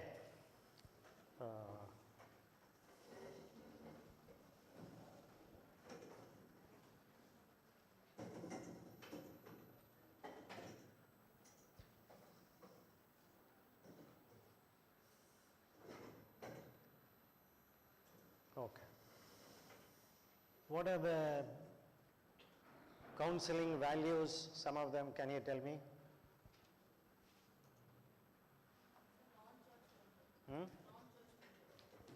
Non-judgmental, I told you in my session, we cannot be completely non-judgmental. When you see someone, you judge people. This person is having this dress, this height, this hairstyle, according to my mind, I will say good looking or not so good looking, whatever it may be, you make a judgment automatically. You also have a conversation going on in your mind. What do the students will say in their mind? What will dialogue go on in their mind? Good morning, sir. Sir, good morning. How are you, sir? It's a long time since I saw you. This may be external. Deep down, there may be an inner dialogue. My God, early morning, I have to look at you. Which one is true? What is mentioned outside or what is going on? Both are real. Okay.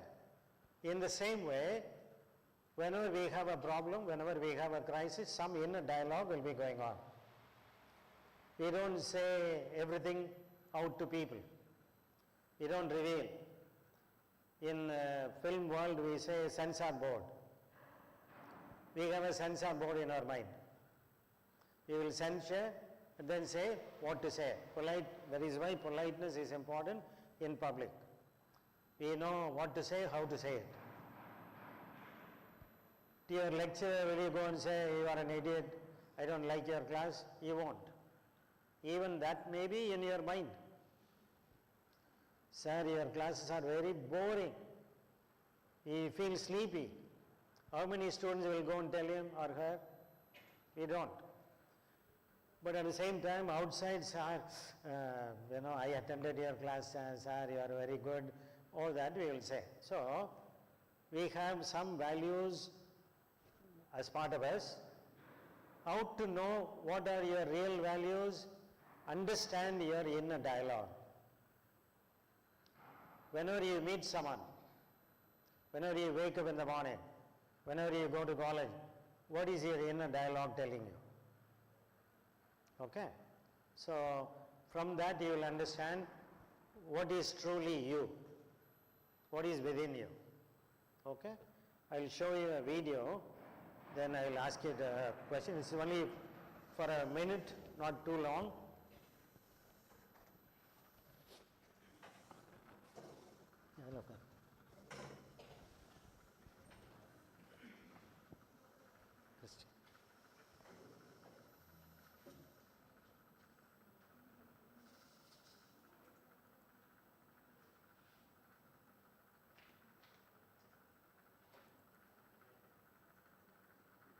இதில் இந்த பிசின்னு இருக்கும்.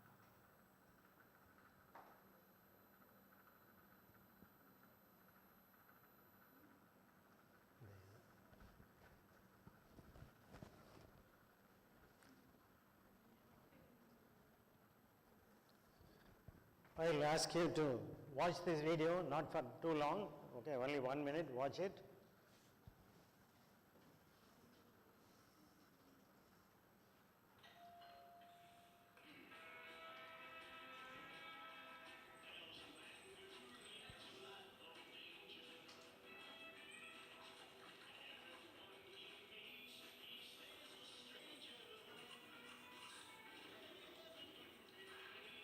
Stop it and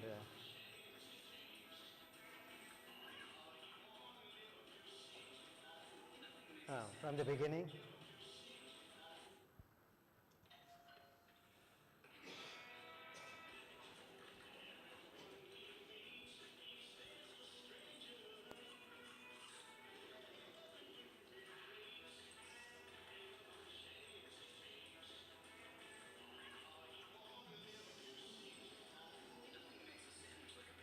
Can you play it again?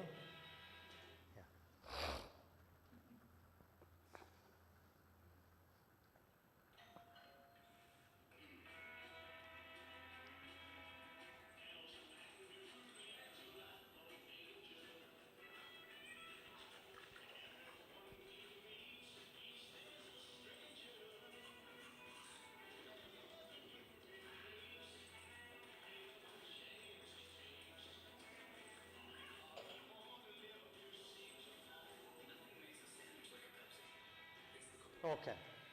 You saw this video. What do you think of the dog? What do you think of the cat? Okay. Write down quickly and share in the group. What do you think of the dog? Describe in various words that come to your mind.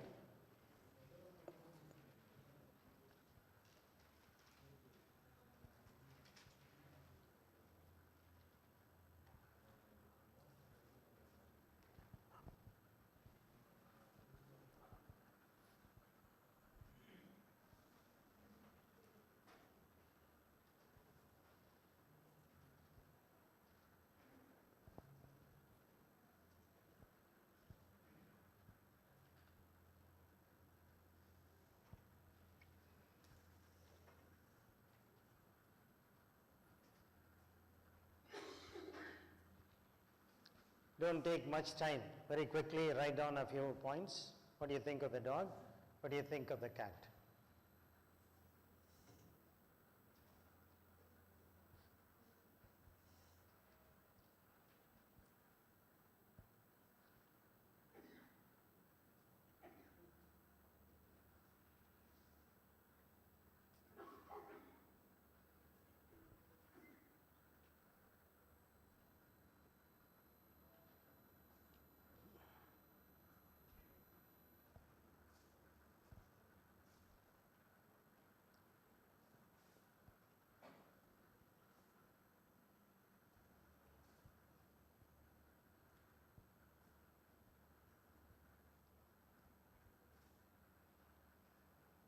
Okay, if you have finished writing, share it in the group. somebody can jot down all the points, all that people say, note down, so that when I ask you, you can share.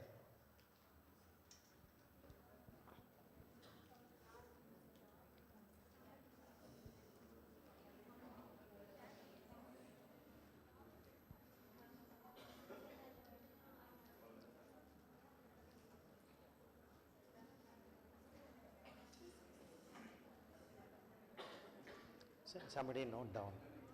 Somebody can write down.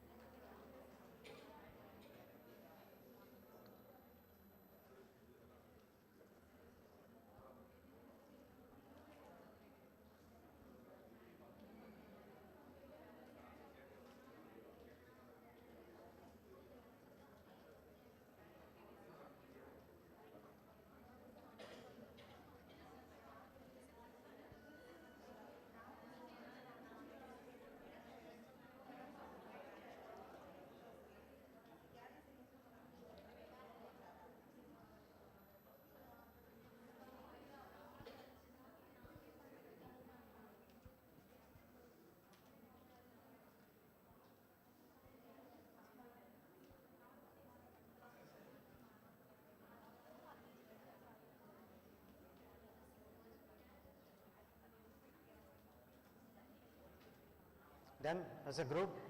Very good. Mic. There is one more mic. One more mic.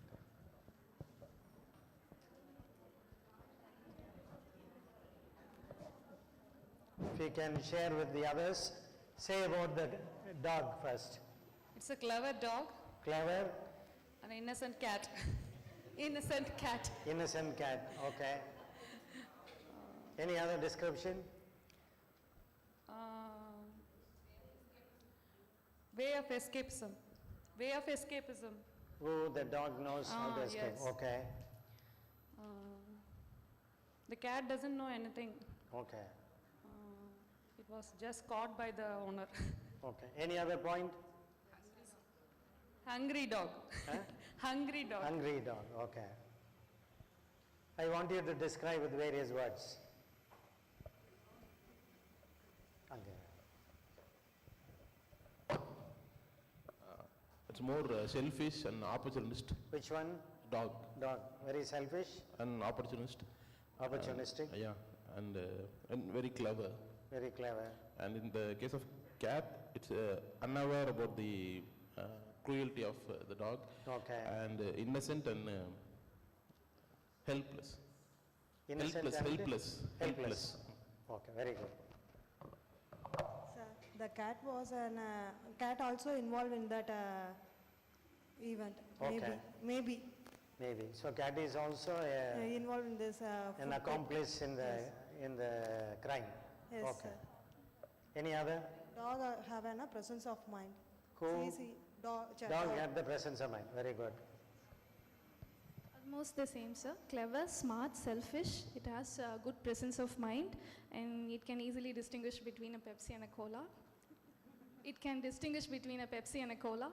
And the cat is innocent and not at all aware of the situation. Not aware of what is happening. Okay. Very good. We can give to them. Hello? Get the mic. Sir, I wrote down that dog is very intelligent. So, cat did not understand what the situation has happened.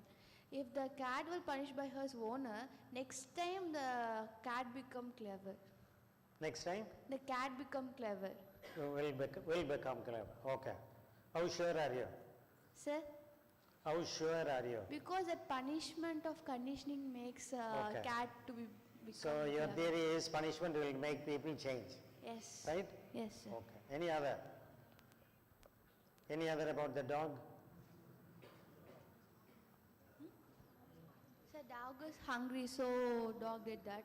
Okay. Cat was very innocent, so dog put blame towards cat. Okay. You can give the phone.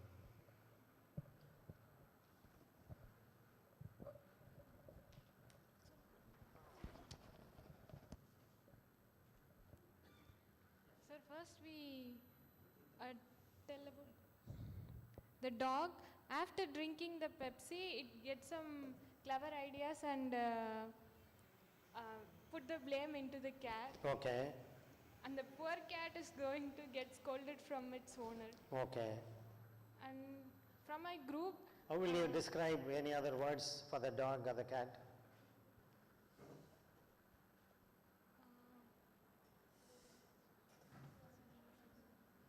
It's okay. The dog is not trained enough, and the dog has no patience and ate the owner's food. Cat is unaware about the situation and it got witnessed. Okay, very good.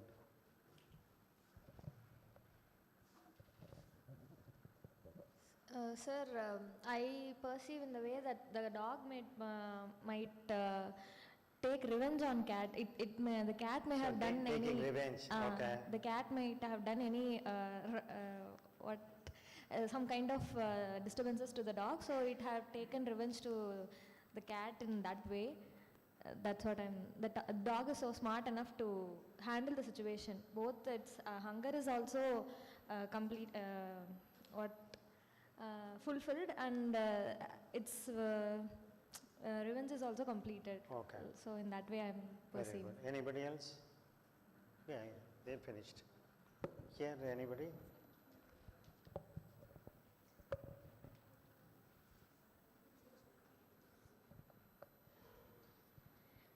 The dog ate that food, but blames comes on cat.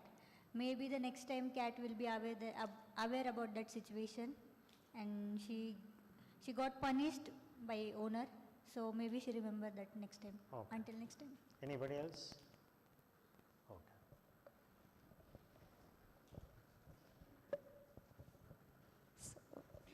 So we perceive the dog as self-centered, kind of. Dog? Is self-centered. Self-centered. And it has the know to do things. It know how to eat and how to place a blame. So it's kind of being dominant, and the cat was not ready for the thing, but it pushes the cat into a state which it never did. And the cat is being kind of resistive, so that even though it was not into that, it was pulled into that state. Okay. So the dog is cunning, well observer, aware of the situation. Then escapism, it knows the escapism route. And when it comes to cat, it's victim, pitiful, and doesn't know the situation. Oh. Thank you. So dog is clever. How many people will say it is clever? Okay. Very shrewd, cunning. Dog is cunning. Okay. Selfish. Okay. Well-trained dog. Good training. Okay. Have you taken a burger like this, by hand? Something will fall. You have to be very careful in holding and lifting it and so on. It knows even to probably open the can and drink. Okay. Suppose I ask you one question. With what will you identify yourself? Dog or the cat? I'm asking you. Will you identify yourself with a dog? Cat, we don't know whether it is innocent or ignorant. Innocent means it has not done the mistake. Ignorant means, doesn't know what is happening. Okay? Ignorant doesn't know what is happening. Is it? Am I right? So, who is the victim here? Cat is the victim. Who is the perpetrator? Dog is the perpetrator. Okay? Indirectly, the owner also is the victim. He is losing his lunch. Okay? With what will you identify yourself? With a dog that is intelligent, smart, clever, cunning, and so on and so forth. Cat, the victim, ignorant or innocent, whatever it may be. With what will you identify yourself?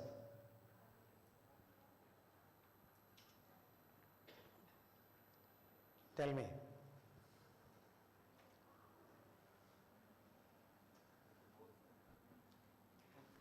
You have to choose.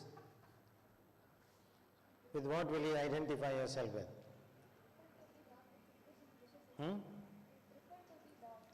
You prefer to be a dog, okay. Situation now or forever, you would like to be like a cat or you would be like a dog in your future? Dog, okay. Why do you indirectly, subconsciously prefer the dog to the cat? What makes you subconsciously choose the dog rather than the cat? Dog is intelligent, clever, smart, cunning, okay. You prefer indirectly, subconsciously, somebody who is clever, who is intelligent. You value education, you value learning, you value knowledge, you value behind it intelligence. Am I right? Do you like to be cheated by other people? Do you like to be a victim all your life? No. Normally you don't like to be a victim. Okay. For your students or your counselees, do you like them to be like a dog or this dog or the cat? Dog. Whatever you tell them, you want them to understand and then do your homework that you give. Okay. You normally want people to be like this dog, very clever, very good looking dog, very strong, well built, well trained, intelligent. It knows when the owner is going out to answer the doorbell. Within a short time, it has time management. You like people with time management. You like people who are intelligent. Okay. You like people who are smart. You don't like people dull. In your class, if there are dull people, you find it difficult to teach. Okay. If they don't understand you, they don't listen to you, you find it difficult. So you want people to be intelligent, smart, but of course one problem is with the cunning, cheating. Many of you did not say cheating, but the dog is cheating. Cheating the owner, cheating the cat, and enjoying. Is it selfish?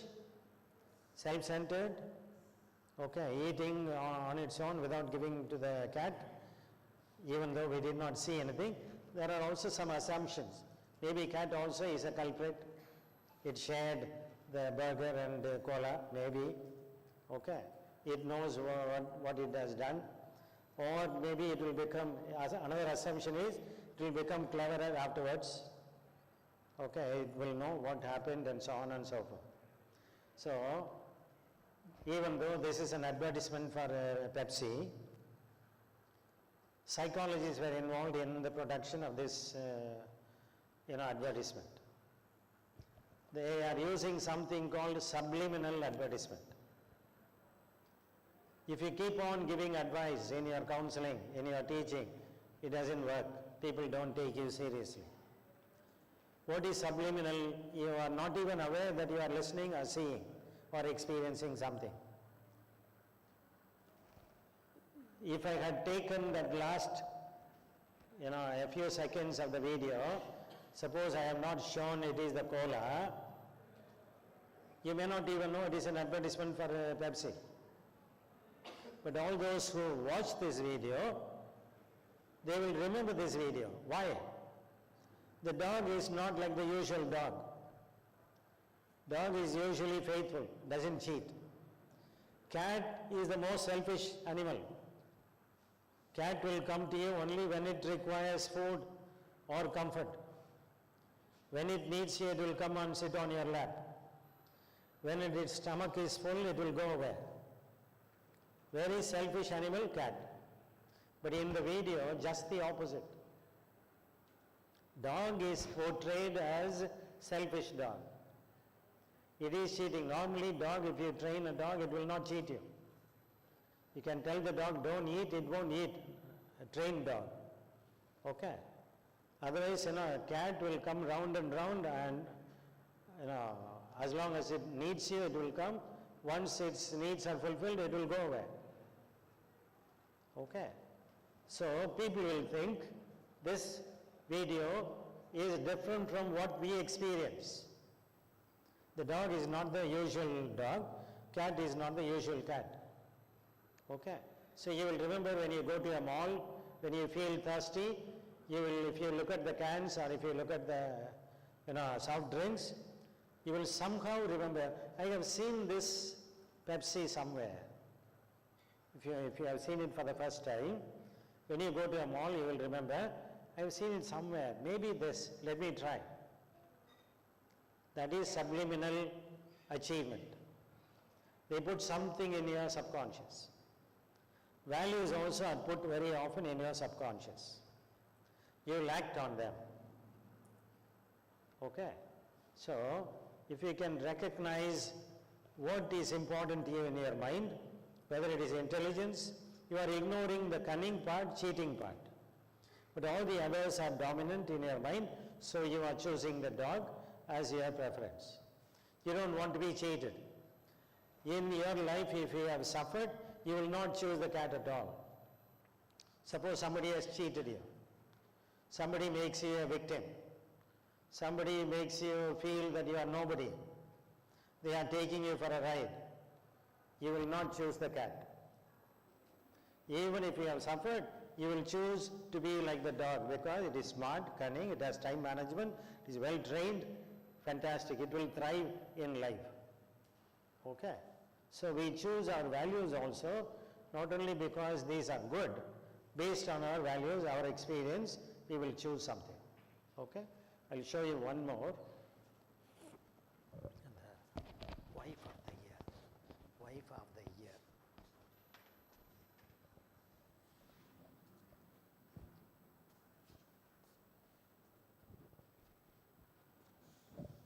Last.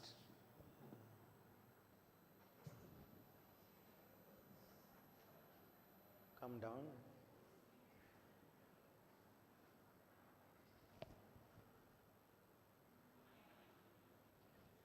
Another short video. This is the wife painting. Volume is not okay. He said, you missed a point.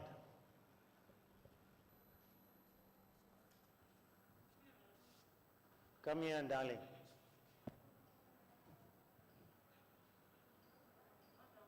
Hold on.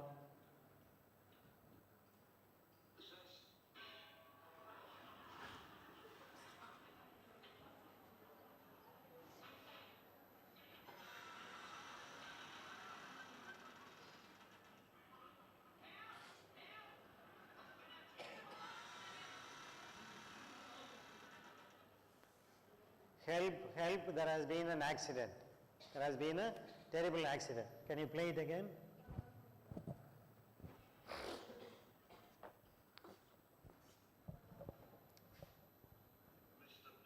You missed a bit. He is complaining, criticizing.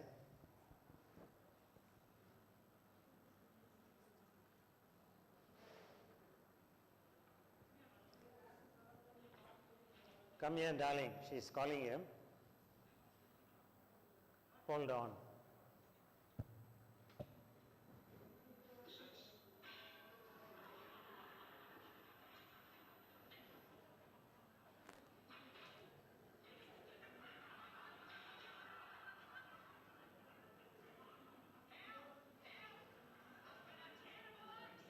Help, there has been a terrible accident. And she puts the ladder on him and smiles. Okay? Now, very quickly, what do you think of the wife? Tell me.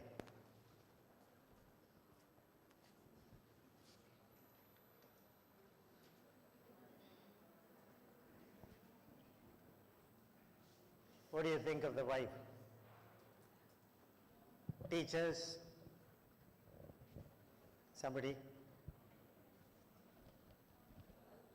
Already she is affected by the same incidents like... Okay, this is not the first time. Huh? She might have been affected earlier. Okay.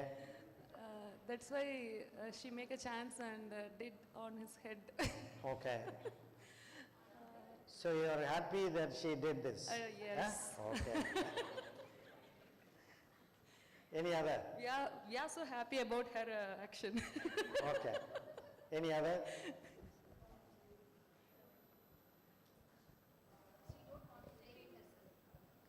She doesn't want to blame after hitting him. She wants to portray it as an accident. Okay. Any other? I will come back late. He is sitting simply, sir. Huh? He is sitting simply. He is sitting idle. Yeah. Okay. Yeah. But she's doing hard work. Yeah. But he is criticizing her. He is criticizing. It makes her anger. Okay. Yeah. So only. So it is justifiable that she hit him I agree. with a pan. Okay. Any other? Others' work is very easy.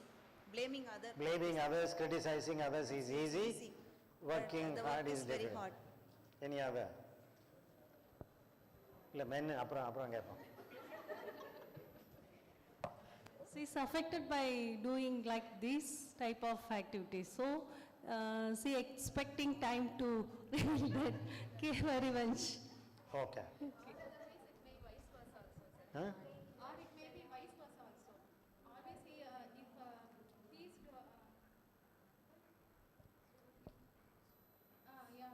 if he is doing the housework in first, it may she may be blaming him. We don't know. We don't know. But here in this video, she is doing the hard work and he is sitting idle, reading newspapers and criticizing her for making a simple mistake. Okay. Any other? Yeah? Anybody? So in this video also the roles are switched. Usually men used to make the Usually, tell us loudly, men do the hard work. Is it sir, right? back in the days, sir. Back in the days. Okay. Like in the 80s, this video may be shooted on the 80s.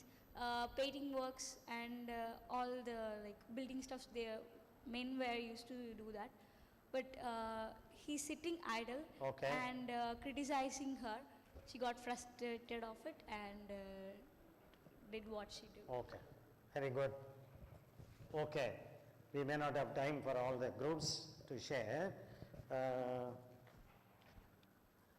Painting like this, is it an easy work or difficult work? Difficult work, huh? Really? Is it man's job or woman's job? Normally, what is your assumption? Normally men do. Women, do they do painting? No. But this one is very easy.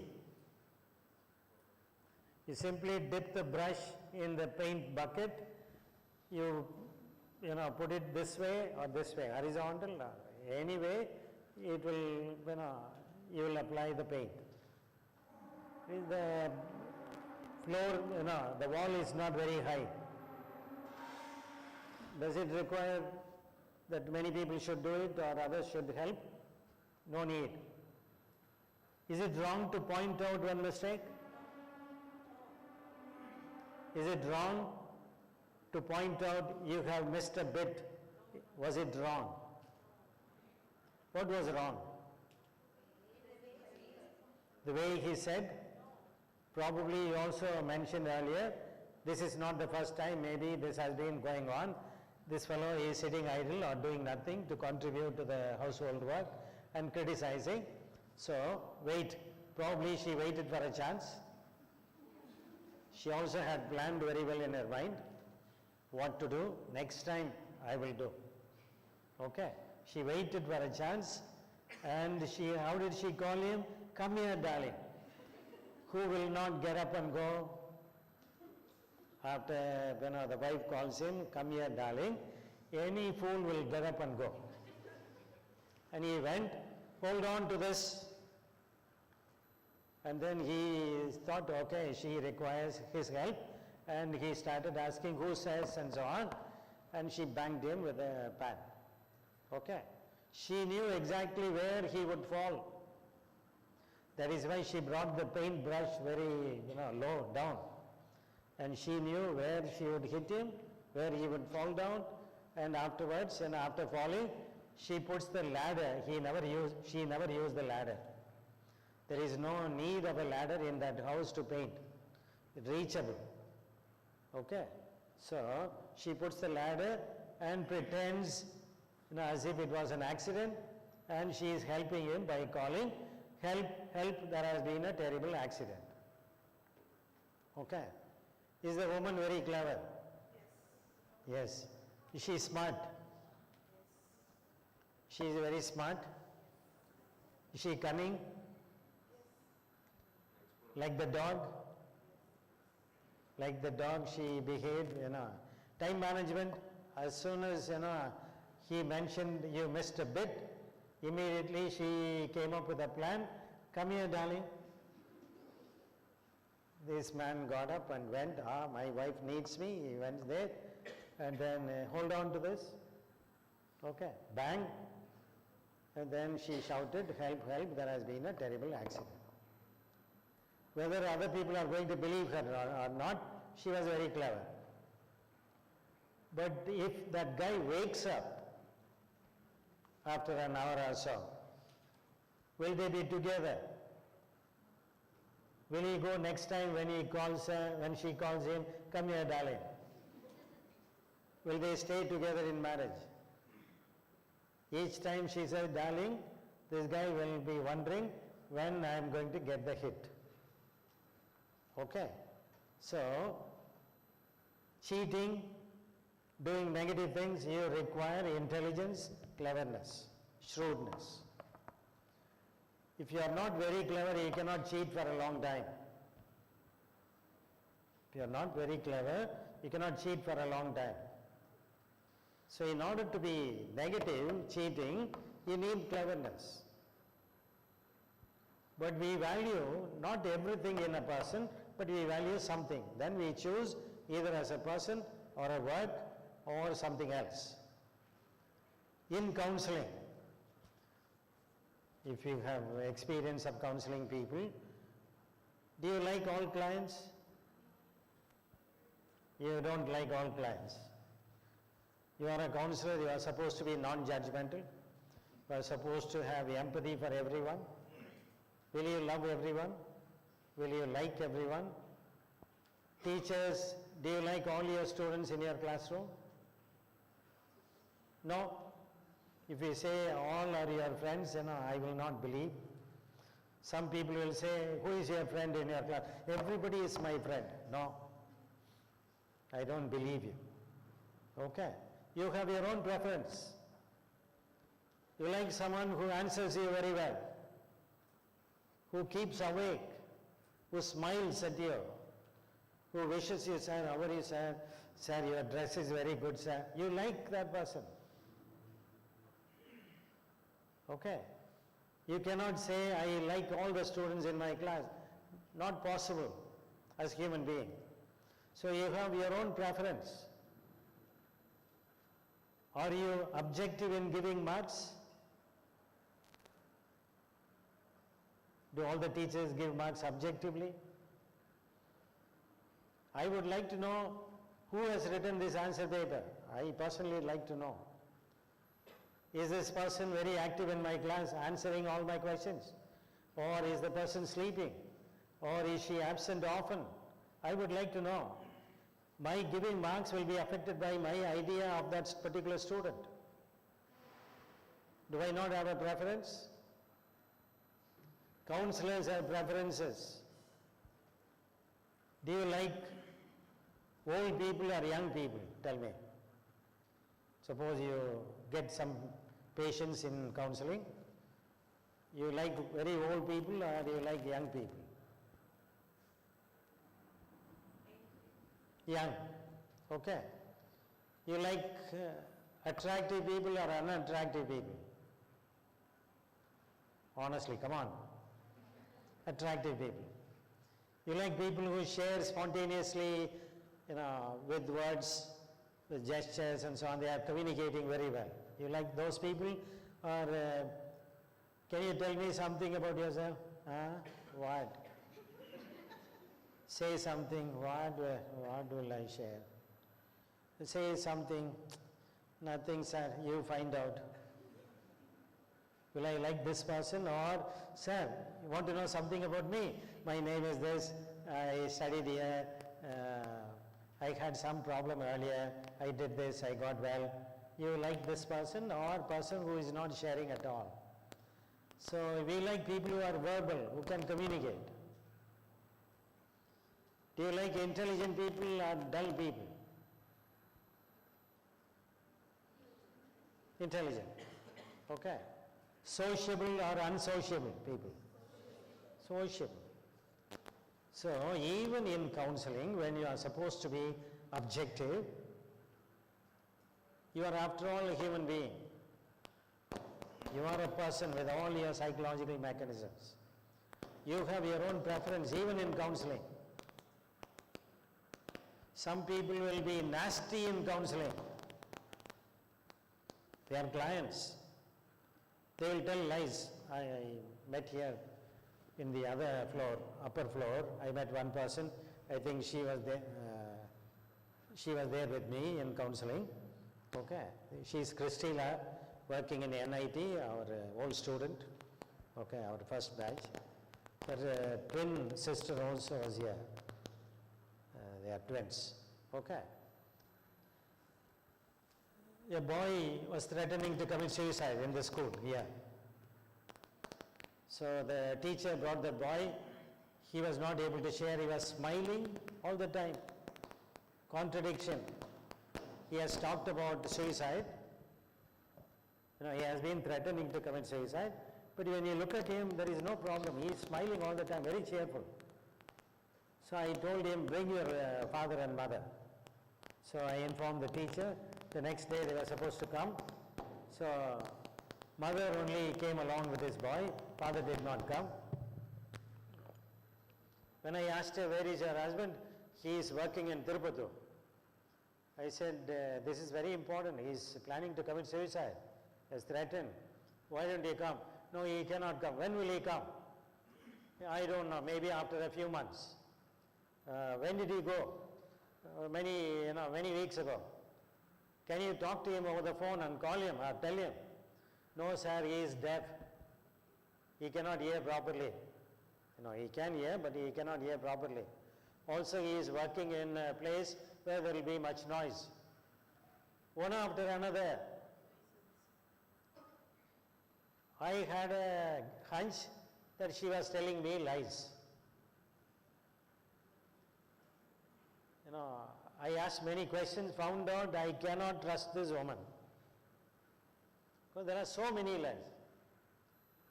In fact, the husband had been with her at home, with his boy and with her another daughter. They came together, she and the boy came here.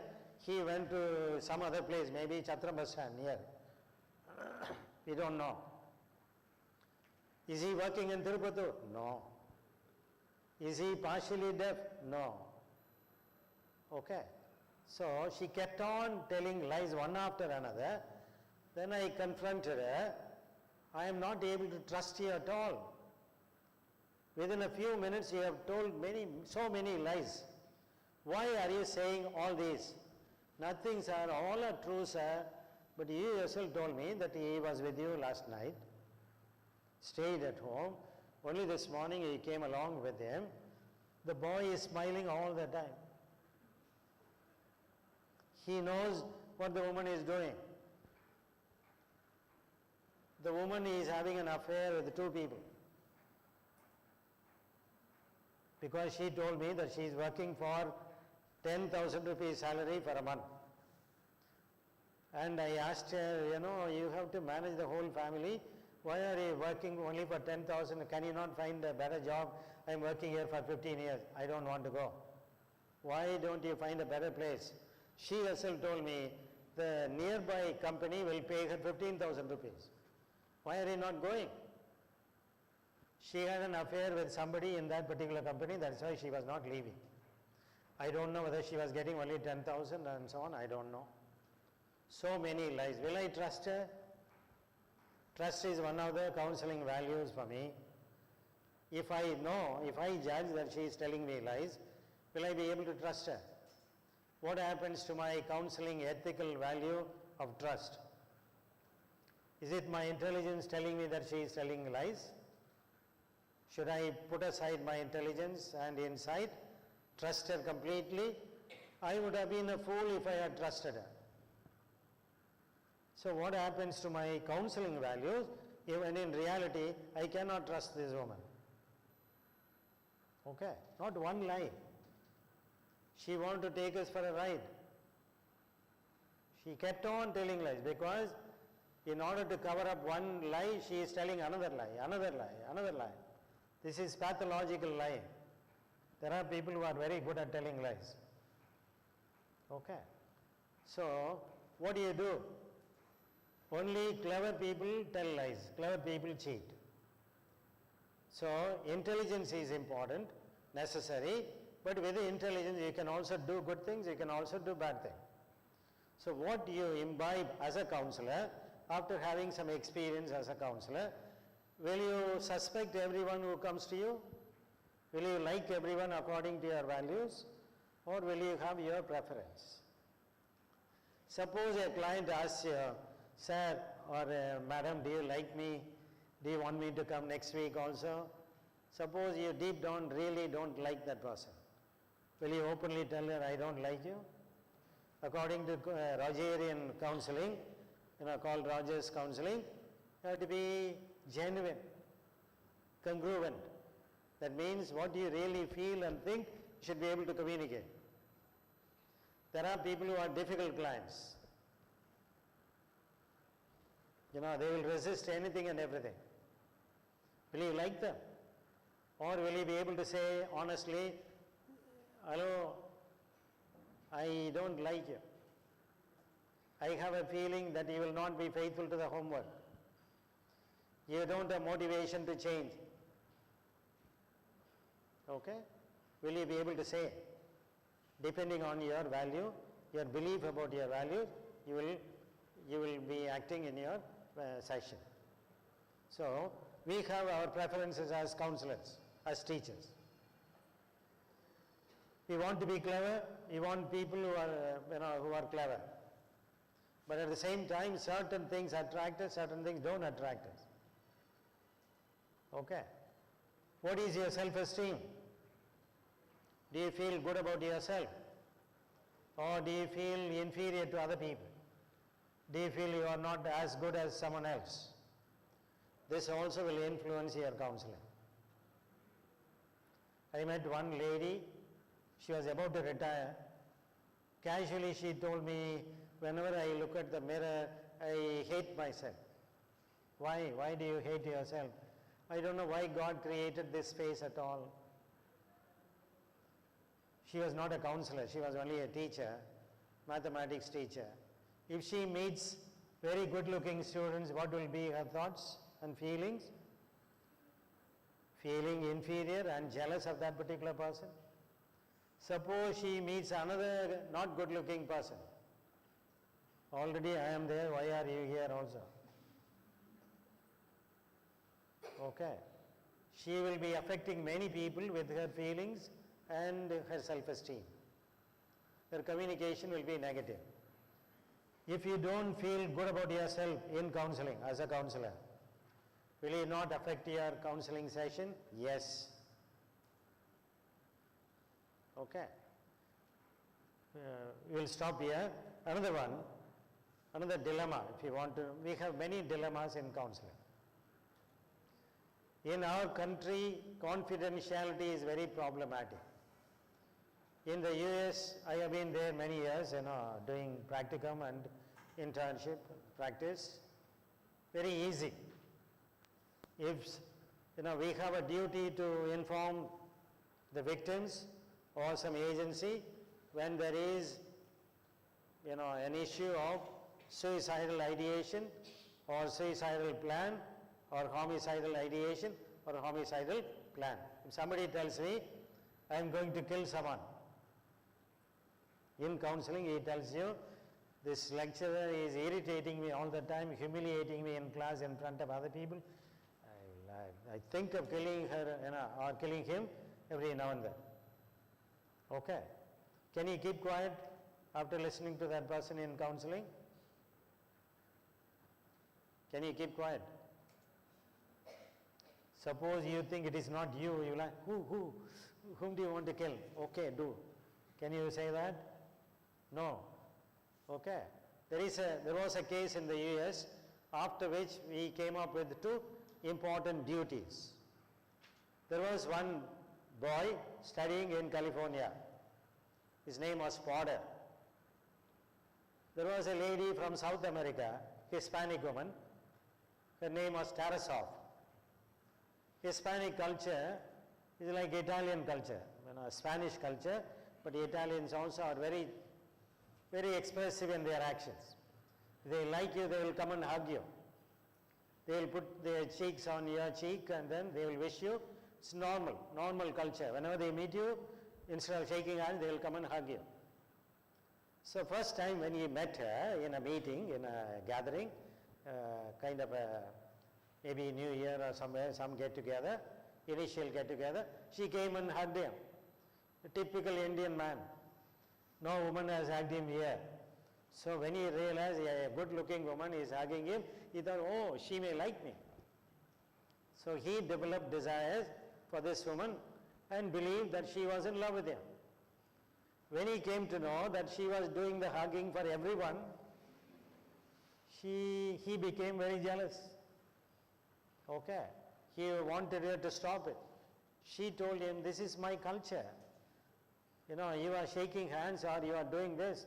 This is like what you do like this. We hug people, it's not anything, no indication of that I love this person in a special way. But this boy was obsessed with her, wanted her only for himself, kept on pressurizing her, and she told him, please don't talk to me, don't come near me, otherwise I'll call the police. Okay. This guy wanted to kill her out of jealousy and envy. So he went for counseling. He went to the University Counseling Center and told the counselor, I liked a woman, I thought she was in love with me, but after knowing that she is not liking me, I feel like killing her. But will you do? He said no. Okay, I will not do it, but I get these thoughts. So the counselor, very shrewd man, he had a background check of this boy. Is he troublesome? Is he dangerous? Has he got involved in anything else like this? No. So the background check was very neat. This guy was not a murderer and so on. Again, the counselor asked him. Also, he informed his supervisor, I have a client who talks about suicide, homicide of a particular lady he likes. Okay. So the supervisor once again checked with the police, with the security there. They all cleared, saying that he is not dangerous. And he also promised before the end of the counseling, I will not kill her. So the counselor closed the session and closed the file. But this guy had still this idea of killing her. She went home for holidays, came back. In the meantime, he wanted to live in the same room with her own brother, and then came to know when she was arriving. And after she arrived, after the holidays, he went and killed her. Okay. This case went to the court, and the court decided, you knew the victim. Why didn't you protect her? You should have at least warned her. By the way, this guy is thinking of killing you, be careful. Take protection. He didn't do that. But in counseling, confidentiality is important. Whatever they tell you in counseling, you are not supposed to reveal it to anyone else. If you don't share it, how will you protect, how will you warn? Okay. So, this is one case. If somebody comes and tells you, that they are going to commit suicide or thinking of suicide or homicide, they want to kill someone or they are planning to kill someone, will you keep quiet? According to the ethical value, you have exemptions to confidentiality. That is, you cannot reveal to anyone. But if there is a danger that someone is going to commit suicide or murder, you have to inform the potential victims. If somebody is having AIDS or let us say corona and is relating with people, having sexual relationships, once again it is a danger to other people's lives, so you may have to inform the potential victim. Okay. The case is, now I am giving you, somebody comes to you for counseling and somebody, let us say the wife comes and tells you, my husband is ill-treating me. I feel like throwing a stone when he is asleep on his head. Okay?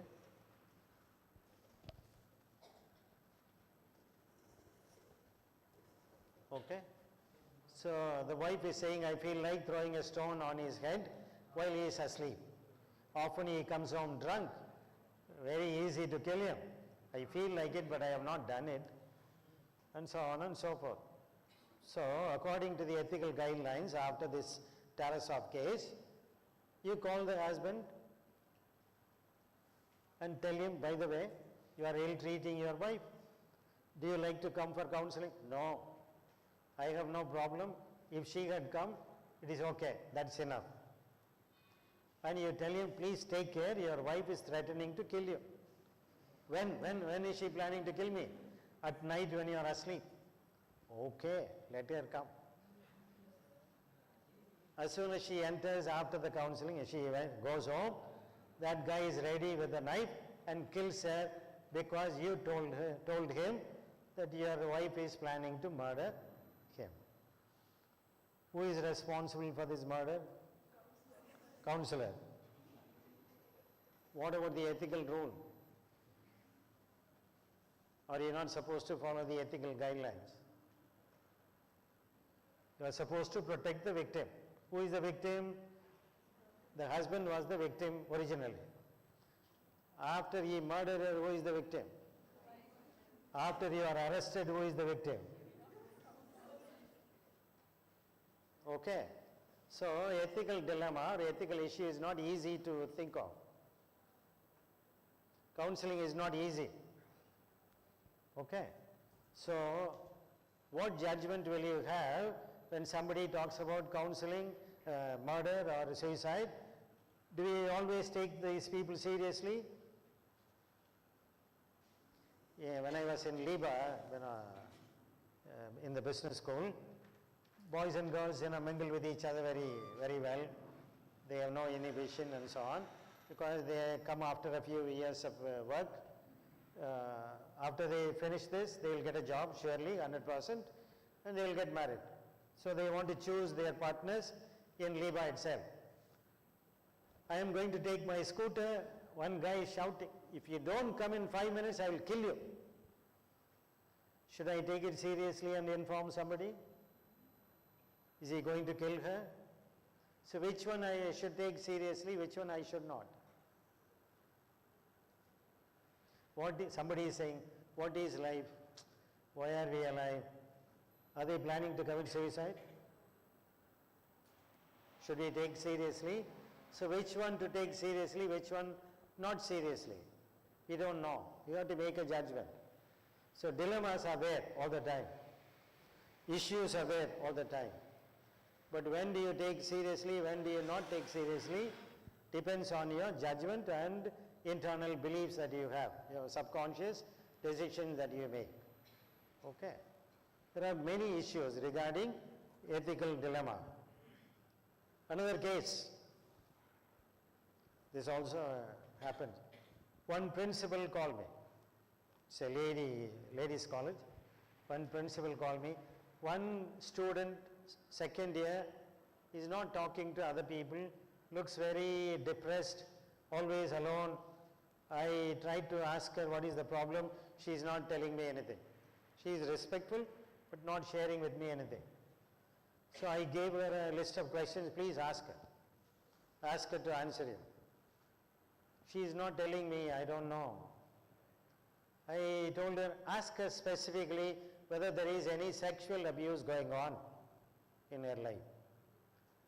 When she approached her again, she got a promise from the principal, will you tell anyone else? If you are going to tell anyone, I will not share with you. Okay.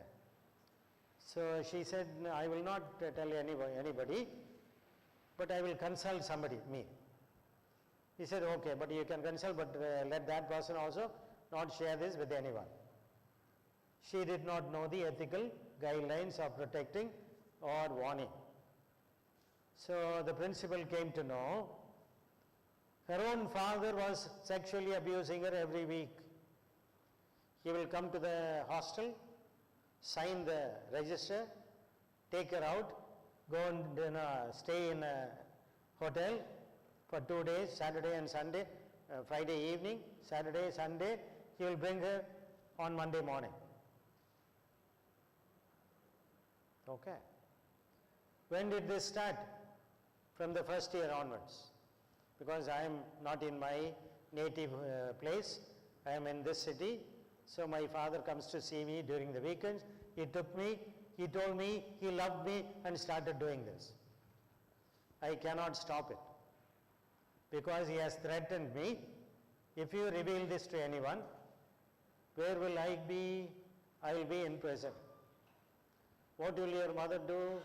She will commit suicide. Where will you be? You will be on the road, begging. Do you want this? If you want all these consequences, you tell other people. Otherwise, keep it to yourself. Whatever you want, I will buy and give you. So she used to get lots of dresses, good gifts, all that. Every time she used to say, it seems to the father, I am not coming, please, you are harming me, you are doing all this, it is unacceptable, criminal, don't do it, I cannot come. Then he will say, then I will inform your mother, she will commit suicide. Don't tell your mother. As a counselor, if you get this case, I did not do counseling with that girl or with anybody. Suppose this case comes to you for counseling. What will you do? Discuss and tell me quickly.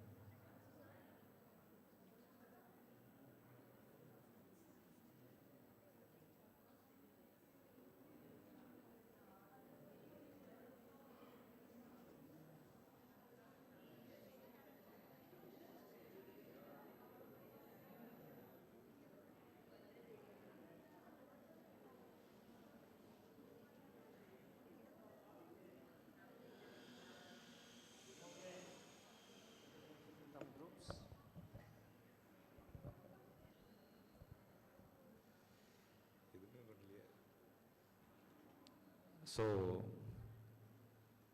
actually, the scenario that you have interpreted is bit difficult because it's a triangular problem.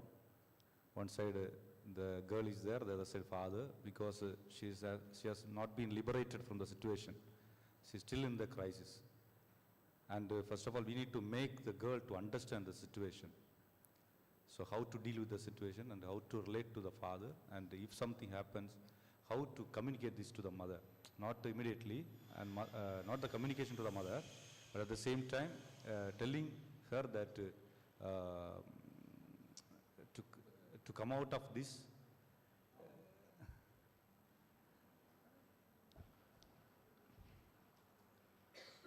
giving confidentiality to that girl.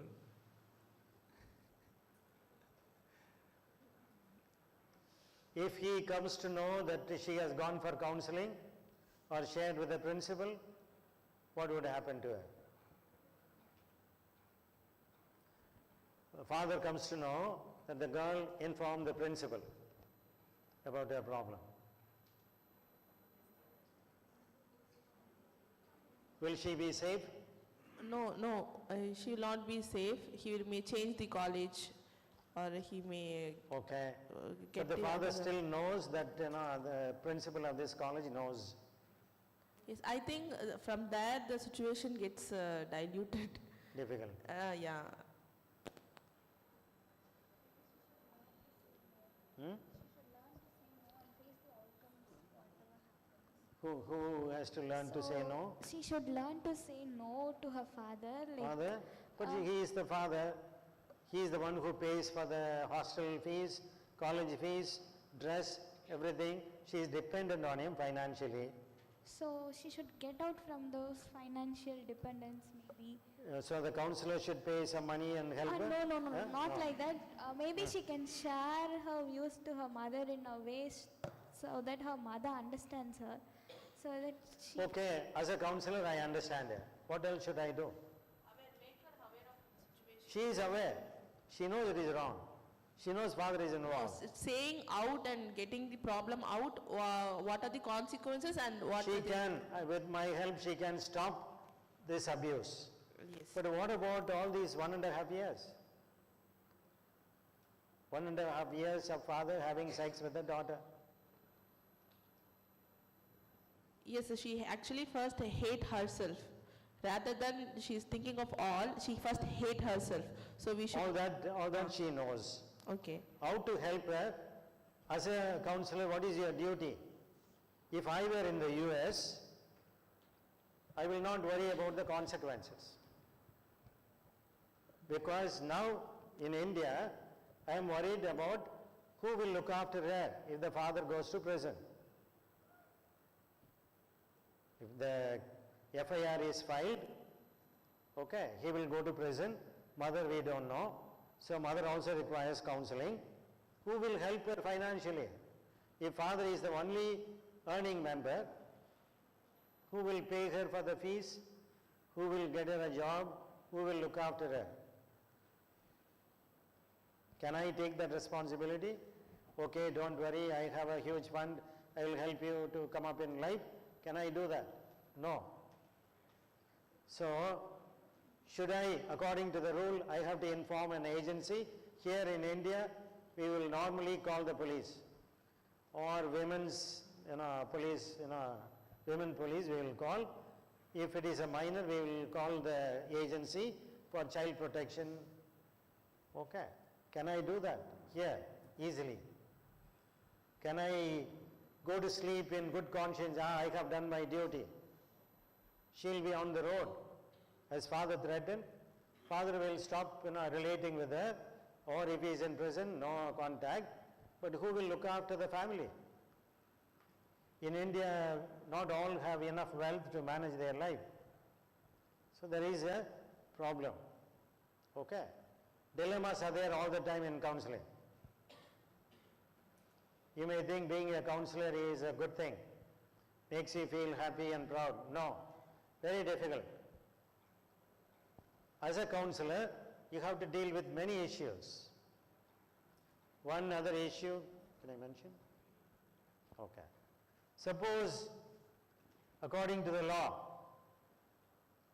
if any student of yours is taking drugs or possessing drugs, you have to inform the government. Can we, if we start informing the government of all the students who have drugs, by the way, Cool Lips is not very popular now. People are going beyond Cool Lips. I met one little boy in a school. The teacher had a doubt, suspicion that he was involved with drugs. Teacher asked him, he said, no sir, I am not taking Cool Lip at all. I called him and asked him, in very few minutes, are you taking Cool Lips? No sir. But if I check your bag and find at least one Cool Lip, will you accept all the punishment? Sir, please don't do. So you have Cool Lip, you are not taking Cool Lips. Sir, I am selling. He is selling for 1 rupee extra. Each sachet is getting for 2 rupees. Okay, he is selling it for 3 rupees. Because not all students are eager to go and buy secretly. So he is a peddler of drugs. He makes money. In one bag there are 25 sachets. He makes 25 rupees if he sells 25. Okay, little boy, school boy, not college. Other people are using other drugs. So, if someone tells you, if I don't take drugs, I am not happy. I feel depressed. Why don't you allow me to use drugs? What will you do in counseling? Will you say, okay, go ahead, don't tell other people? Can I say that? What is the drug you have? Can I try? Can I taste? Okay. Can I get from you? Because I don't know what drugs are. Suppose I want to have an experience. Can I also use drugs and experience? No? So, we all have values, but any situation can come up with some difficulty, discrepancy, and we may have to make a choice. If it is very difficult, we call it a dilemma. We don't know how to choose. All the time, we have dilemmas. In another counseling, mother and 2 daughters, all adults, they came for counseling in Chennai. One, the youngest daughter, only 2, the younger daughter was in love with someone in their own caste, their own group, the same religion. That guy is in the US. She had gone to the US for 1 year for job. She was there, she met him often. She liked him, she wanted to marry him. Okay. The first daughter and the mother are warning her, the second one, give up this love affair. Okay, your father will get upset. Your father will get upset. And they were all talking to me, 3 of them were talking to me. The father called the wife, where are you all? The house is closed. Where did you go? I don't have the key. Come back. She said, I am talking to father. Which father? Where? In Lalapalli. Why did you go and meet the father?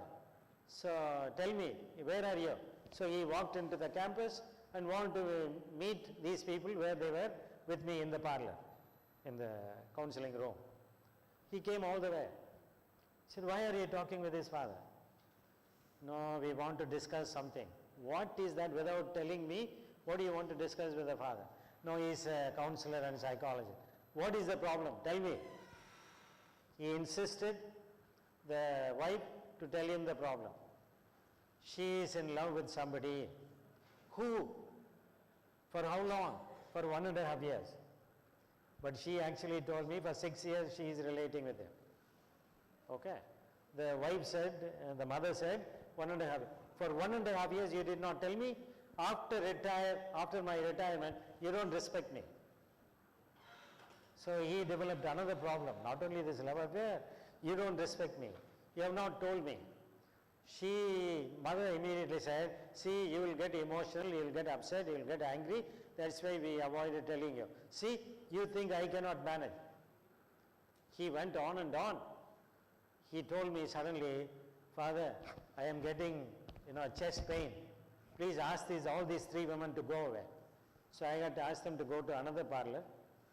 I had to meet him here. Father, is there any doctor nearby? I think I am getting heart attack. So I thought maybe it's tense, may not be a heart attack. Please drink some water. I will try to contact some doctor. After drinking water, these women went away. Okay, all these 3 went away. He said, okay, Father, but I never want to see them. Ask them to go to some other place, not go home. Get the key, Father. Get the home key. I will go alone. If I see them, I will get a heart attack. Am I causing this heart attack because of counseling?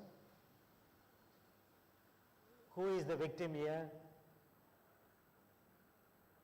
The father who is getting a heart attack, or the second daughter who wants to get married to someone because she loves him, or the other 2 people who are struggling to give up this love affair. Which one? I am in this context. All of a sudden they came without even prior permission for an appointment. They came all of a sudden. They asked for my name. I went in. This happened. How long should I talk to him? Should I keep him there itself? Should I not let him go home? What about the 3 women? Should they not go home because he demands? I am in a dilemma. What to do? Okay. So we get dilemmas all the time.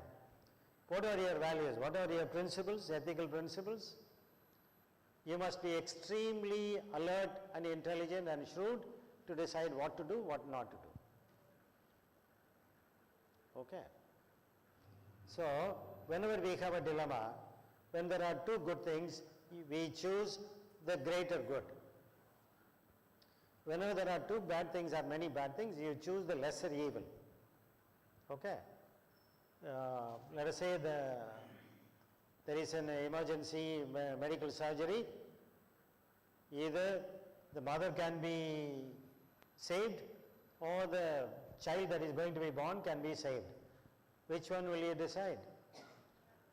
If you are the husband, what will you decide, mother or the child? Mother. Why? Why will you choose the mother?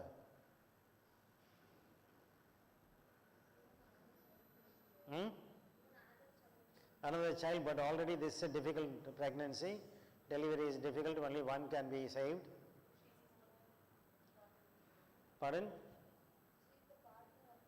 Partner, but if she goes, I can get another partner, no?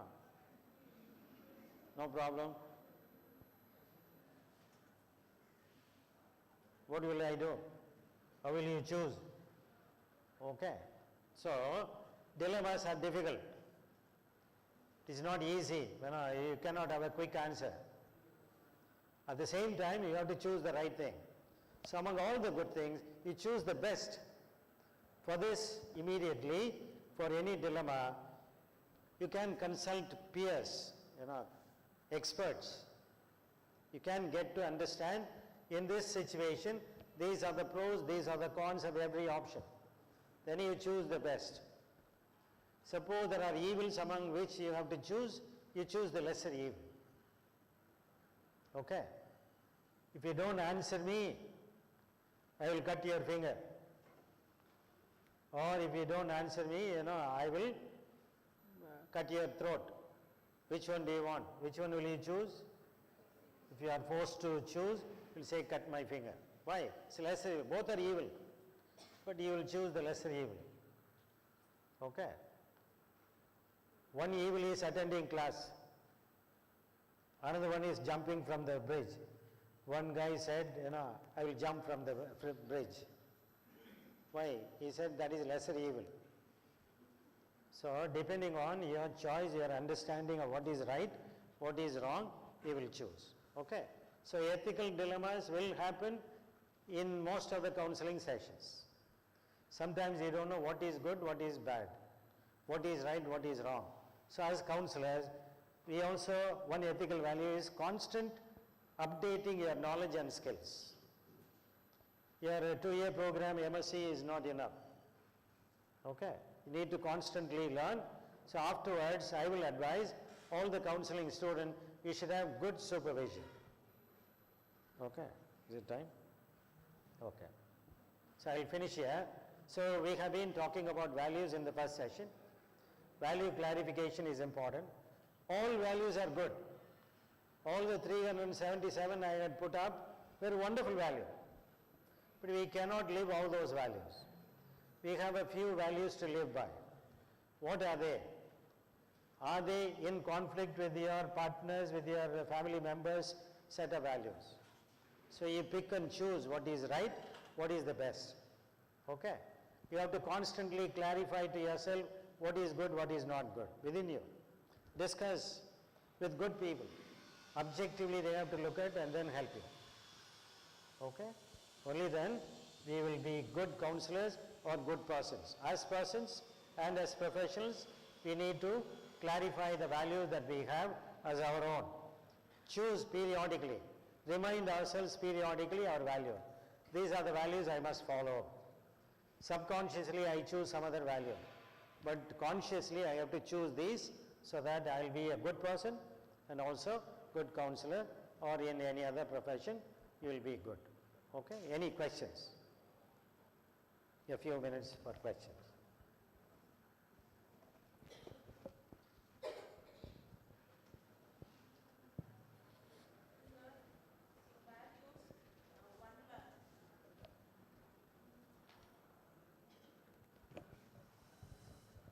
Yes, sir. Sir, in value, being a self-centered and wanting things for myself is a good value for me. But for the other person, it is not a good value. Then, like commonly what we should take, sir, here? I did not tell you about a good value. Really a good value is always other-centered. We are, in the session one of these days I mentioned, we are born selfish. We grow up selfish. I may have as a child many toys which are kept in the attic. But if another child from another home comes and picks up one toy, I will get agitated. I don't want to give. So in order to educate a child, to give one toy which I don't use, parents have to teach that child. You have so many, you are not using them, give one. If they don't teach us, we don't go outside of self. We are very selfish, we want to possess everything, everything is for us. So, a good value, even though all may be good, am I doing good to other people with this value? If I am talking about family security, is it enough? What about other people? If they are in danger, will I go and help? Okay. So we need to go beyond ourselves, the circle of small little circle of our family. Only then our values are better. Every value may be good, but some are very self-centered values. Sir, you explained many examples regarding ethical dilemmas. As a counselor, we are apart from the counseling department. As a counselor, can you give any conclusion for any one of the example? I am curiously asking. Which question? You explained more examples regarding dilemmas. In any one of the dilemmas, can you give a conclusion for the incident? Once again, it is not easy. Because if you decide one thing, somebody else is going to be in trouble. In the first case where there is a sexual abuse by the father, he is affecting the daughter. If the daughter has financial assistance, if she is able to stand on her own feet with job, with some security, with some relationship, as maybe she has a partner, then you don't mind informing the police or any agency about the father, because I want that abuse to stop.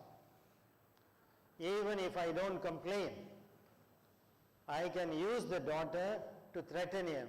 If you do it one more time, I am going to the police. At least this must stop. lesser evil. She has suffered quite a lot.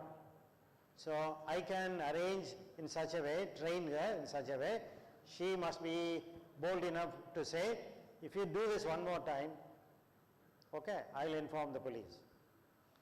I don't mind being on the streets, but I don't want this to continue. I will not only inform the mother, I will inform many people. You cannot show your face in public. Okay?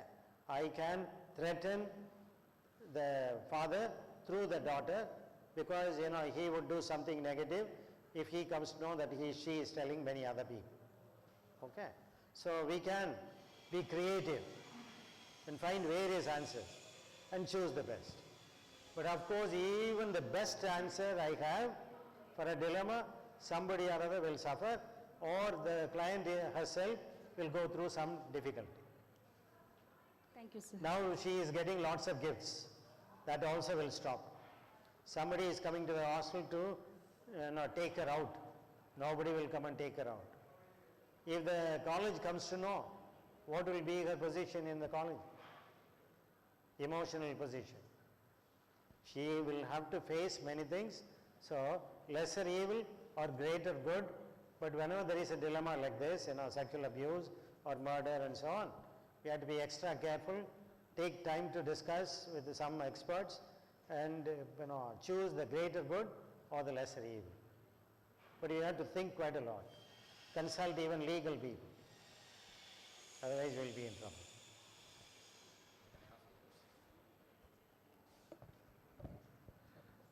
Once I met a woman.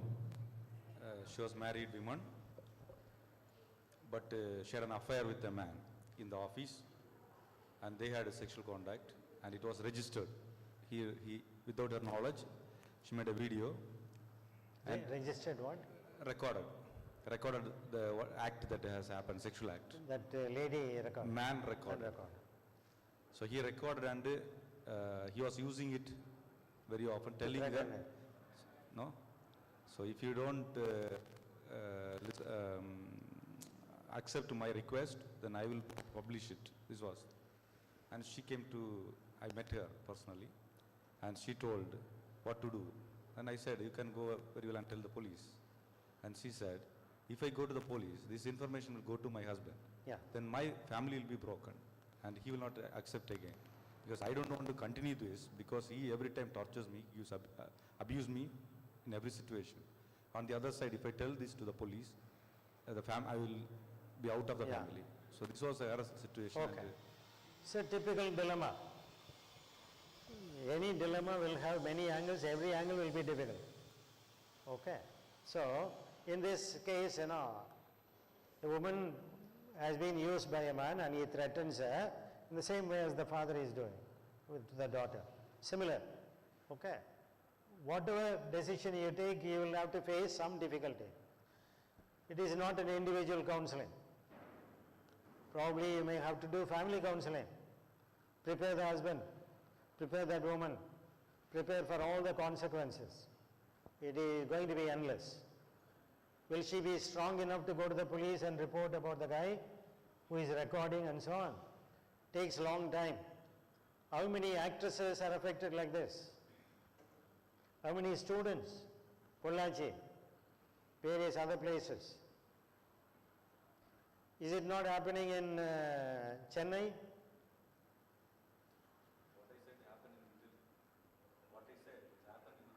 Trichy, Italy, anywhere. By the way, many abuses take place in India. Because of our culture, we don't reveal it outside.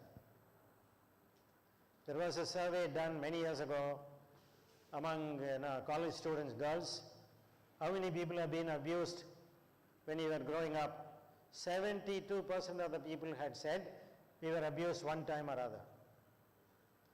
Among boys, there was abuse. Boys had mentioned, we were abused by somebody or other. We think our Indian society is perfect, pure, no abuse, no problem. Many things happen. Because of our culture, collectivistic culture, we don't reveal it. We give importance to the family. Family also will advise, don't tell anyone. Keep it to yourself. They will distract you. They will ask you to forget about it. They will ask you to go to some other city. So, many things are happening. In other countries where there is individualistic culture, they will immediately reveal. It will become a news, but they don't worry. They will say, this must stop, I will inform the police or some human resource agency. Okay? But our cultures, many people suffer. If we ask all the college students in any college, many people have gone through difficult times. And as teachers, as counselors, we have a great responsibility to help all these people. Also do some social work of purifying our culture. If something happens, what to do? We can educate them in public. Okay? So it is time. Thanks for your time. You have gone beyond the time, 1 o'clock. So think of your own values. Think of the ethical principles in the profession and see both match. Your personal values, professional values, do they go hand in hand? If they are in conflict, you will not be a good counselor. So let them match, then you will be doing good counseling. Your profession will thrive. You will be honest to yourself. That itself will be a reward. Otherwise, there are dilemmas all the time. For teachers, for students, for counselors, for married people, we have dilemmas all the time. Whether to inform this to the husband or not. Should I do this or not? We have questions, lack of clarity is always there, but we can use our intelligence, and we need not cheat, but we can be clever and smart. Thank you. I request all of you to gather in front. We will have a group photo.